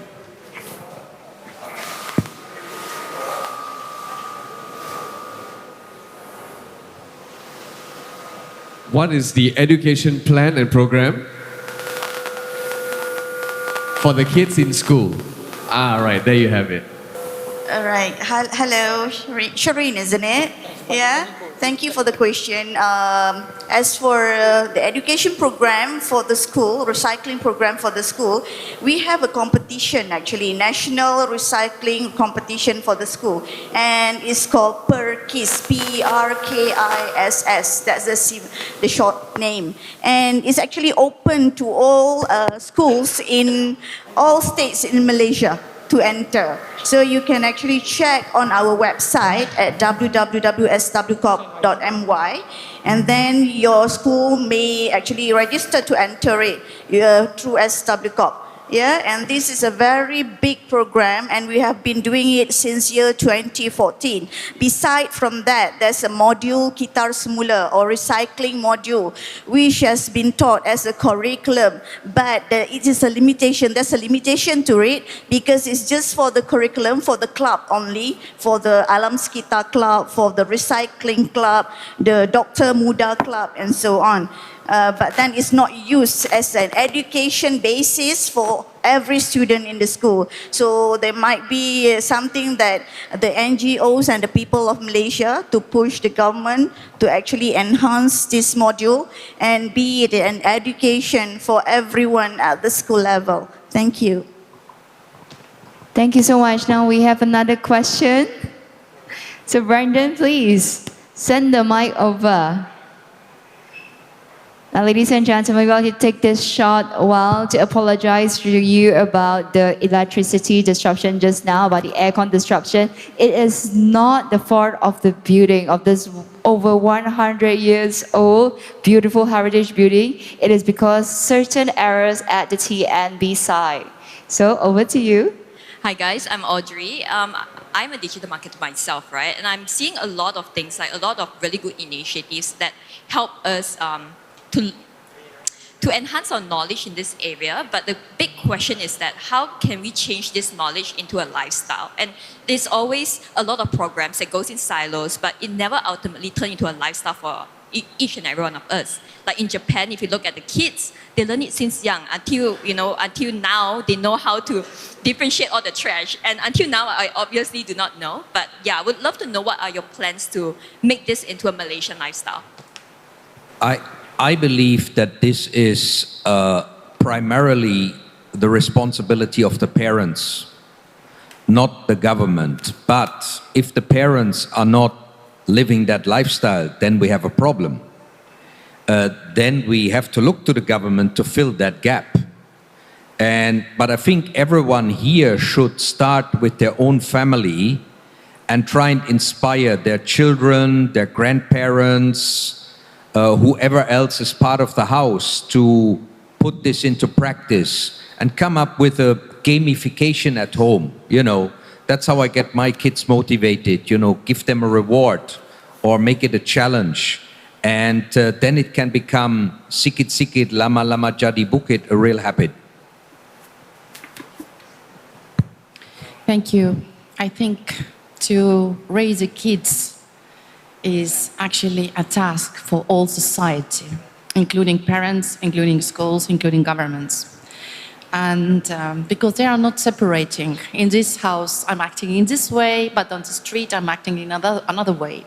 So it's very important. They don't understand it. I think that schools has really huge opportunity to raise and to build this kind of environment where they can actually segregate at the school.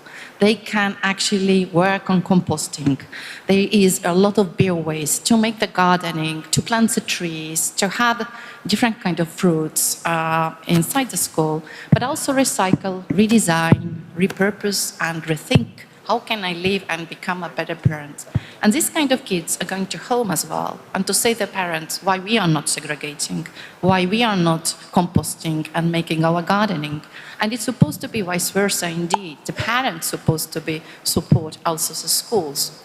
To raise a young person in this world is task for all the community. Thank you. Thank you, Heidi, for that. I would like to share my personal experience. Unfortunately, this happened a few years ago, and I also have 2 little ones at home.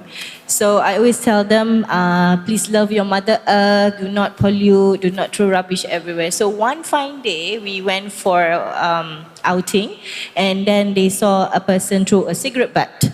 And then my son, being blunt himself, he went up to the uncle. He said, "Uncle, please don't throw, pity our Mother Earth." And then the uncle said, "It's okay, because if we don't do this, then the council will not have their job." You see, that sort of mindset. Yeah? So I guess it is very important for us to make sure that, we send the right message to our children, and to make sure that they don't think in such a way. Yeah. So anyone else would like to add on to it? Based on my experience, I always have different way of thinking. But you see, if you go to the Gurney Bay here, recently opened, we clean it every day. In fact, we have to station our men there almost all the time. Why? The elderly, the adults, they throw rubbish. We can create a lot of awareness programs, and then we try to warn people, and then we try enforcement, finding them, and so on. But actually, it does not work that much. People still don't pay their compound. Some of them are willing to pay the fines, We start work as early as 5 a.m., sometimes to clear all the rubbish. If we don't do our job, the whole place will be in a mess. But I believe the kids, we go to the school, it is, I think the adults should learn from the kids, not the other way around. Because, the adults are the ones who are polluting actually. And the kids now, they are growing up, they learn fast. And they are dedicated, they care for the environment. That is what is happening actually now. We go to the school, we realize this is happening. I don't know, I'm an adult. But, not everyone is like that. But this is the reality. If you go to Gurney Bay or anywhere, you see who actually throws rubbish. Who actually throws the plastic? It's the adults. Sorry. Yeah, we are equally responsible. Okay, Umi, would you like to share your thoughts? Yeah, we are equally responsible, and everyone was like, we have to fill in the gap. So Matthias was saying just now, it's from the parents, and we are saying that it's not all the jobs of the government to clean the city, to clean everything everywhere else. But then the school also plays a big role, because I heard now you were asking about the school themselves, what are they doing and so on. And I just would like to extend my answer towards the national recycling competition that I just answered, the first one. Actually, in the program, we have like a few criterias. One of the criterias that is that the school has to implement something excellence, a project, and innovation, a work to be carried out by the children, and to ensure they got a higher mark. For example, they can actually include a schedule for the children to clean the school and so on. And they have programs with the agencies or NGOs, for example, plogging programs. And for SW Corp in Federal Territory, we have Plogging Warrior. So we bring them together to do it with us. So the school will take extra mark for every extra program they do to teach the kids there. But it is very hard to ensure that all the schools in Malaysia enter into this program, because some of the teachers are very, very innovative, want to do this, and they are brave to change the people's mindset, especially the other teachers and also for the kids. But some are lazy. I'm telling the true story. They do not want to join the competition because they think it is a big task, so big task. So it is us to fill in the gap for wherever sectors we come from. Even though we are parents, we are school teachers, or we are government or NGOs, we try to fill this gap to ensure that this thing happens excellently in Malaysia. Inshallah. Thank you so much. Thank you, Wan. Okay. So, any more questions? Hello, hi. Hi, Assalamualaikum. My name is Arafat and I'm from Infineon Technologies Penang, Sdn Bhd. Infineon drive initiatives and produce decarbonization solutions and products through our semiconductor products globally. And our vision is driving decarbonization and digitalization together. And my question is, how best can we promote ESG among colleagues, among our staff in the office? It doesn't matter during working days to the event and etc. And how can we do it at office level that you think can leverage and support the ESG initiative? And then we have initiated some at our global office level, but maybe there is some experience that the panel would like to share with us or myself today. I'll be more appreciated. And then thank you so much, that's all. Pondering over there. Thank you for the question. Anyone would like to take on the question? How best to promote ESG and what kind of support they can get from the corporates? Let me give you or share with you the experience from Penang Port Commission. I'll give you one small initiative that we started this year. I set a KPI to my regulatory and operations division senior manager. She took up and she told that she wants to clean the beach. So we had organized a beach cleaning activity on a Saturday morning, and the entire 84 staff in the Penang Port Commission, together with an additional 50 from Penang Port Sdn Bhd, jointly did cleaning Pantai Bersih. That was on 15th of January. You can look at our Facebook, the pictures are there. And we'll be doing another one in July. Right, so that gives you the collaboration, cooperation, and team building as well while doing the job. That's a simple thing that you can cultivate. Thank you. Excellent. Yes, Heidi. Yes, you are talking about the change management within the organization. It means humans. Humans means communication, and it also means that you need a leadership. So if you're head of CIOs and organization heads do know and want to have the change in the organization, this is already a really big thing. And the second thing is to establish or find the people who want to be pioneers or think in your organization. Who could lead this change? What is a work group? Try to find there nice people in this organization who can have an ideas. Because afterwards, when you have ideas, you have to implement as well. When you're implementing, you need a motivation, you need an inspiration, and those people can lead it. And there are multiple ways what you can do within the organization. You can map what is not working, and if you can see what is not working, how to do it better. But you can also map where you are really good at. And if you have the communication, you can bring all this knowledge and best practices within your organization culture by simply sharing the stories across all the world in your organization. Thank you. Yeah, I would fully support those two very important contributions. I think when you look at ESG is difficult for people to get their head around. It's a new thing, it sounds very complex, and it's different for each different organization.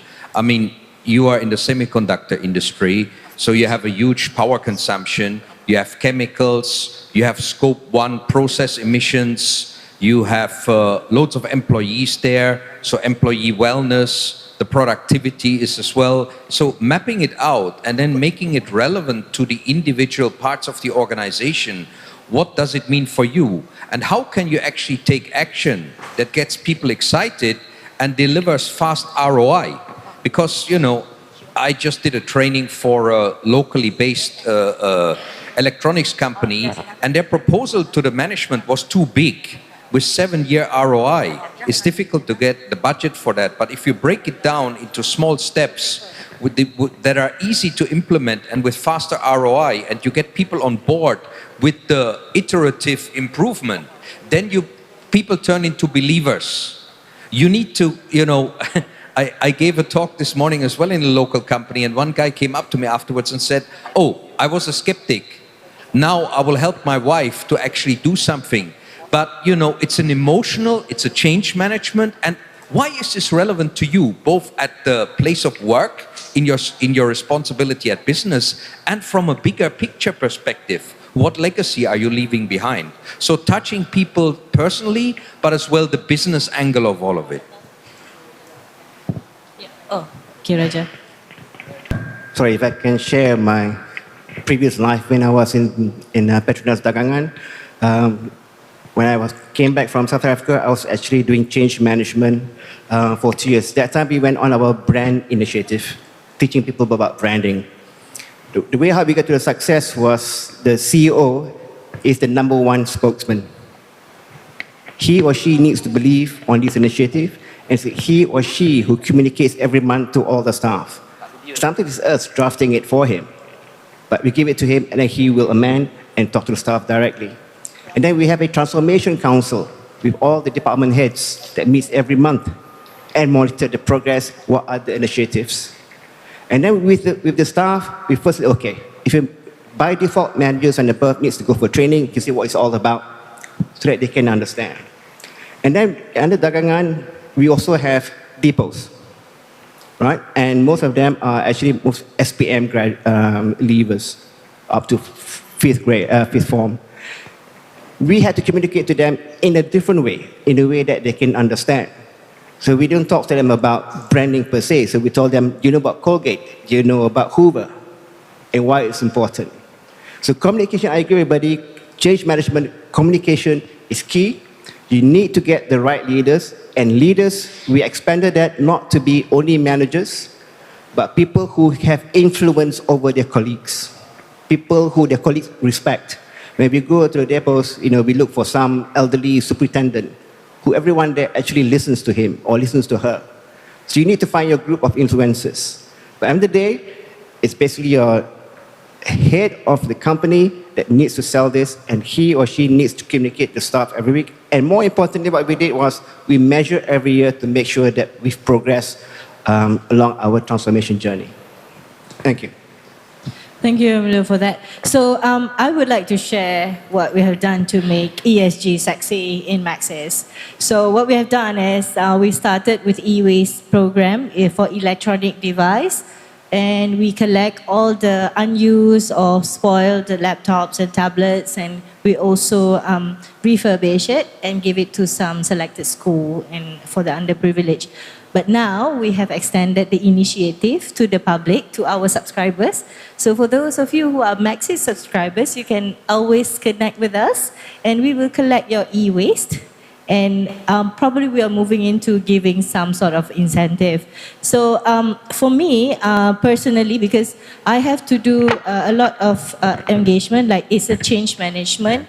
So you must have a clear policy, procedures, system, and technology to go with it. But the most important thing is to engage with the people and the culture to make sure that everybody own it and they know about their responsibility.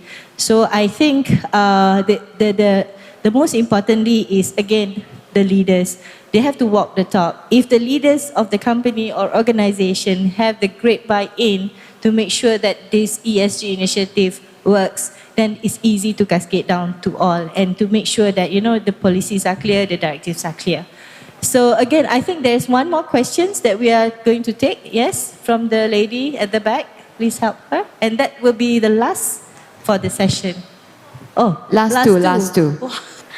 Hello everyone, I'm Agustina, Regional Director for Asia of Let's Do It World. I hope this question not answered by Heidi or Henry. I mean, it's to other panel, of course. So I was about to address a little bit what you just also discussed before about the greenwashing, because you see, for example, that most of us sometimes talking about greenwashing when it's happening in the company. But also it's not only in company actually, but also government do greenwashing, right? I mean, like so many things happening in ceremonial and so many government in the world, for example, but not really in real action, in reality. So where it's like there is one program launched, it's published everywhere in media, and after that there is no follow-up action or there is no sustainability happening after that. So my question, more like also, how do you see this, the borderline of greenwashing that actually happening in the company, but also in the government side. When you see, like, you realize, okay, which one is like including to greenwashing, then which one is not, and then how you address that issue as well as part of the practices from the government side and from the company side. I think that's the question from my side. Thank you. Thank you. Greenwashing in government. Anyone who would like to take on that answer, the question? Yeah. Okay, anyone would like to give their views? I think our friend from Sabah already made a very important point. Are we honest? And you know, honesty means, yes, we have great progress here. This is the data, but we are still struggling with this, or here is scope for improvement, like being accountable and having the systems in place, like what Henry was mentioning, the monitoring systems, and just giving an honest reflection of where we are and where we want to go and where we need to improve. And I think then we are on track. And maybe sometimes the assumption is, with the pressure that is there with the media, that we need to be perfect. I was voted greenest person on the planet.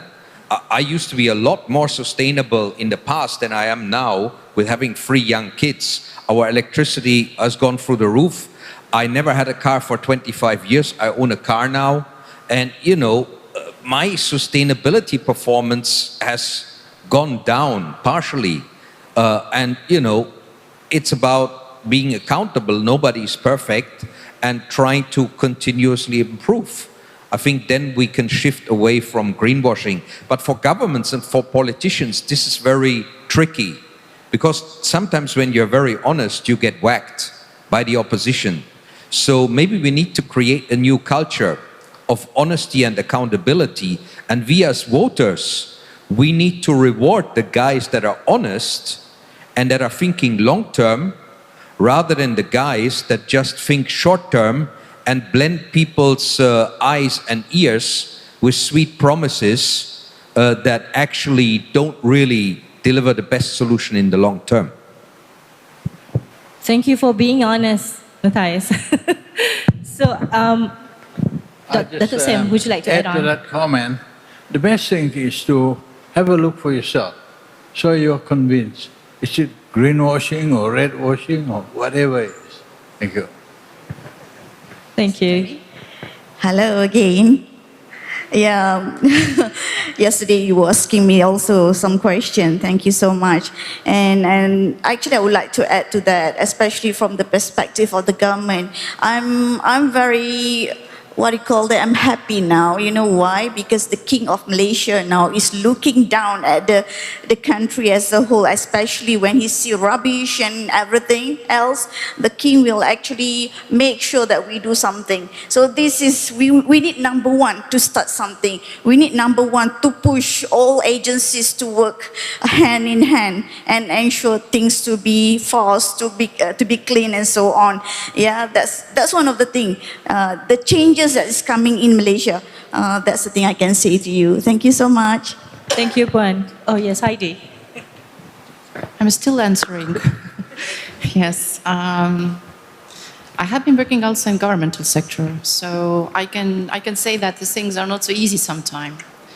But one thing what government can definitely learn is transparency. Transparency, engagement, inclusion, having a conversation with society is very important. Being transparent is very important. Honesty, yes, indeed.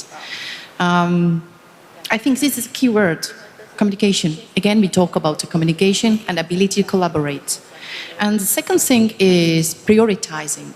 So this kind of organization like Let's Do It World, who is cleaning up the world with the World Cleanup Day, and any kind of institutions, organizations who are working for the cleanup, or picking up the waste or planting the trees or whatever they're doing for the environment, pro bono. We are volunteering, we have families, some of us have daily jobs as well. And this is work for 24/7. Why we have this work? Because we don't have any other solutions.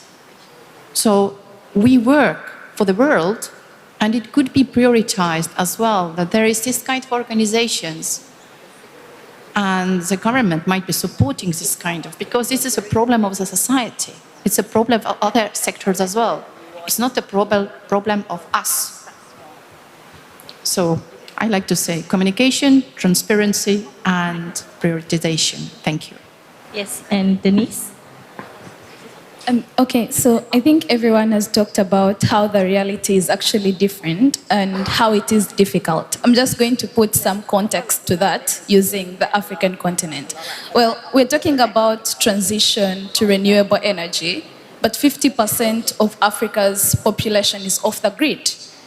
We're talking about using things like energy-saving mechanisms to cook, but most of the population is rural-based and very few individuals can afford to fill gas up.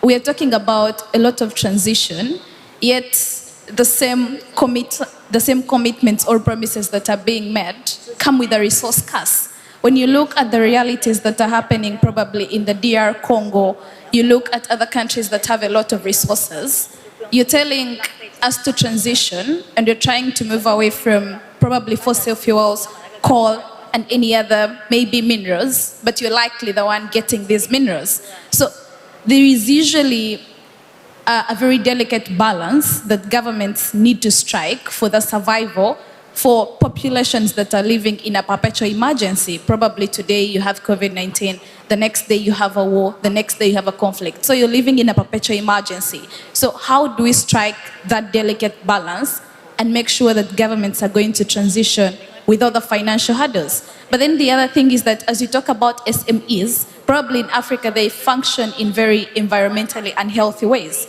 because 40% of them do not have finances probably to transition.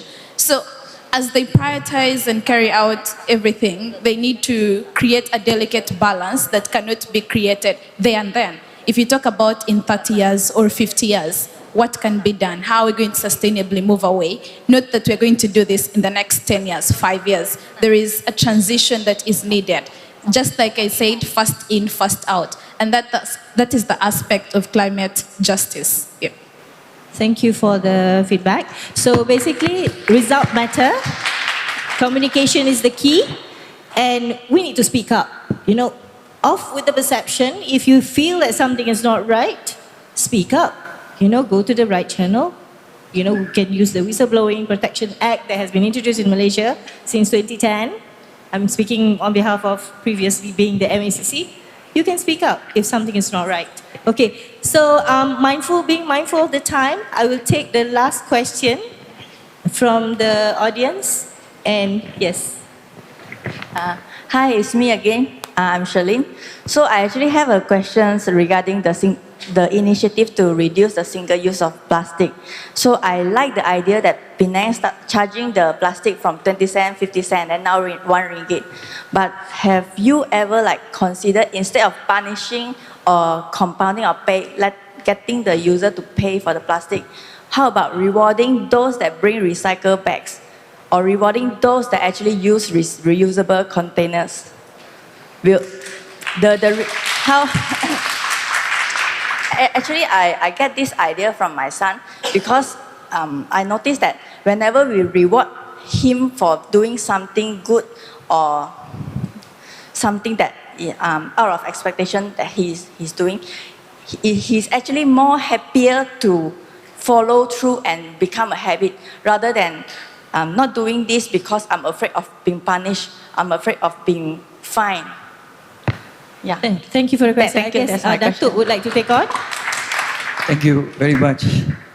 I just want to state that 22.75% of our solid waste consists of plastic waste.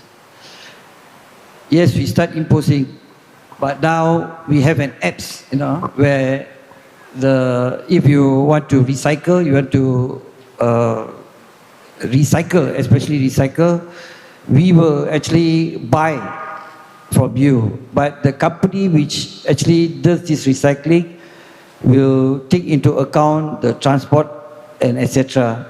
And we want to make this competitive business.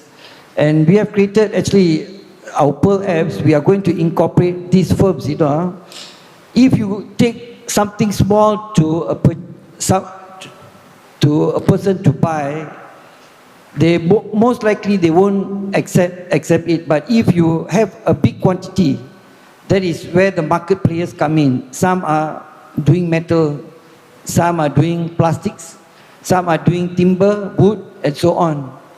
And although it is in its infancy now, we are just starting off, but I feel this has worked in other cities, and we are going to introduce in Penang. Certain areas, they already know about this. We already introduced the companies that are, because we do education programs, and we will probably have a press conference to actually release all this information, but at this stage it's still at an infancy level. We are still doing our POC, and we want to actually, what you have suggested is very good.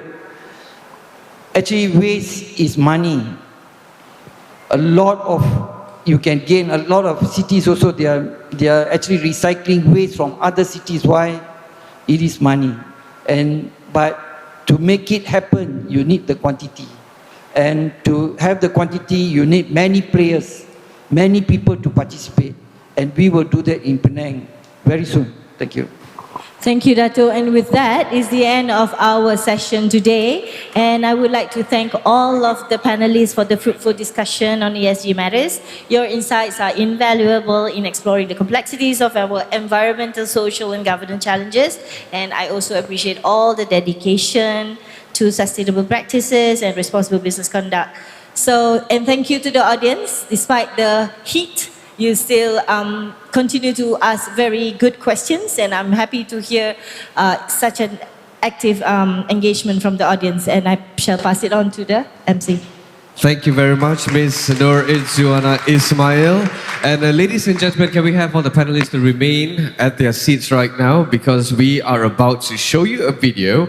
Because of the power trip and all that, we couldn't actually bring on the video, because right now we have a very special someone who will be talking to us, because we are privileged to have Caitlin Roger, Earth Day President, to say a few words to us on this meaningful day. So let's focus our attention on the screen right now to watch this wonderful video.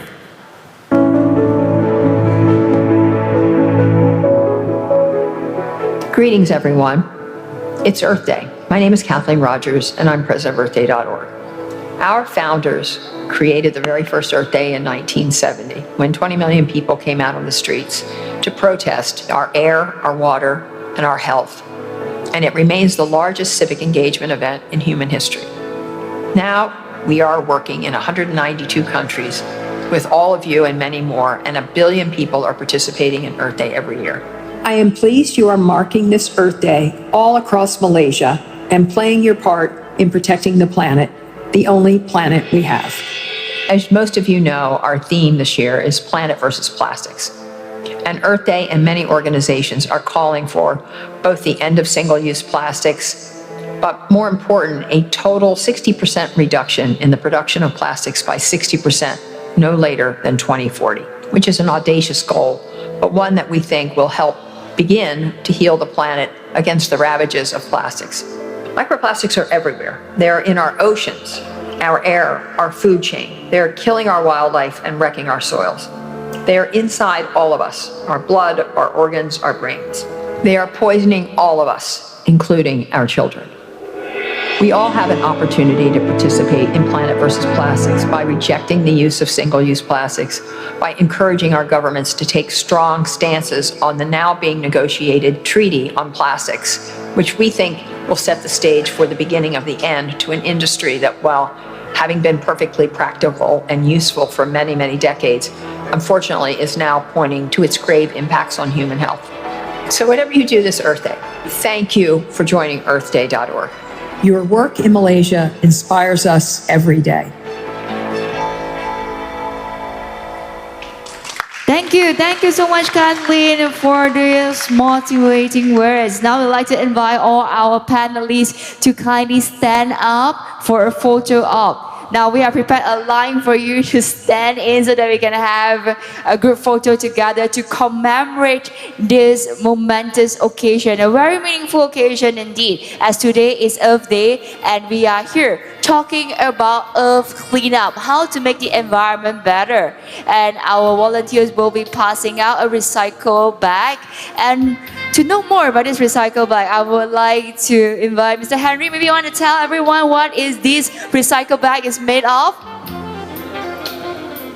Well, if you're a smoker, we would love to make you our friends so that you pick up the cigarette butts and not throw it. But otherwise, what you're holding inside, which is a booklet and the bag, they're all made out of cigarette butts. And the machines are downstairs, 100%. So we'll try and make it commercially viable for people to do it. Yeah, it's made of cigarette butt. And ladies and gentlemen, do you know that 25% of Malaysian waste actually is from cigarette butt itself?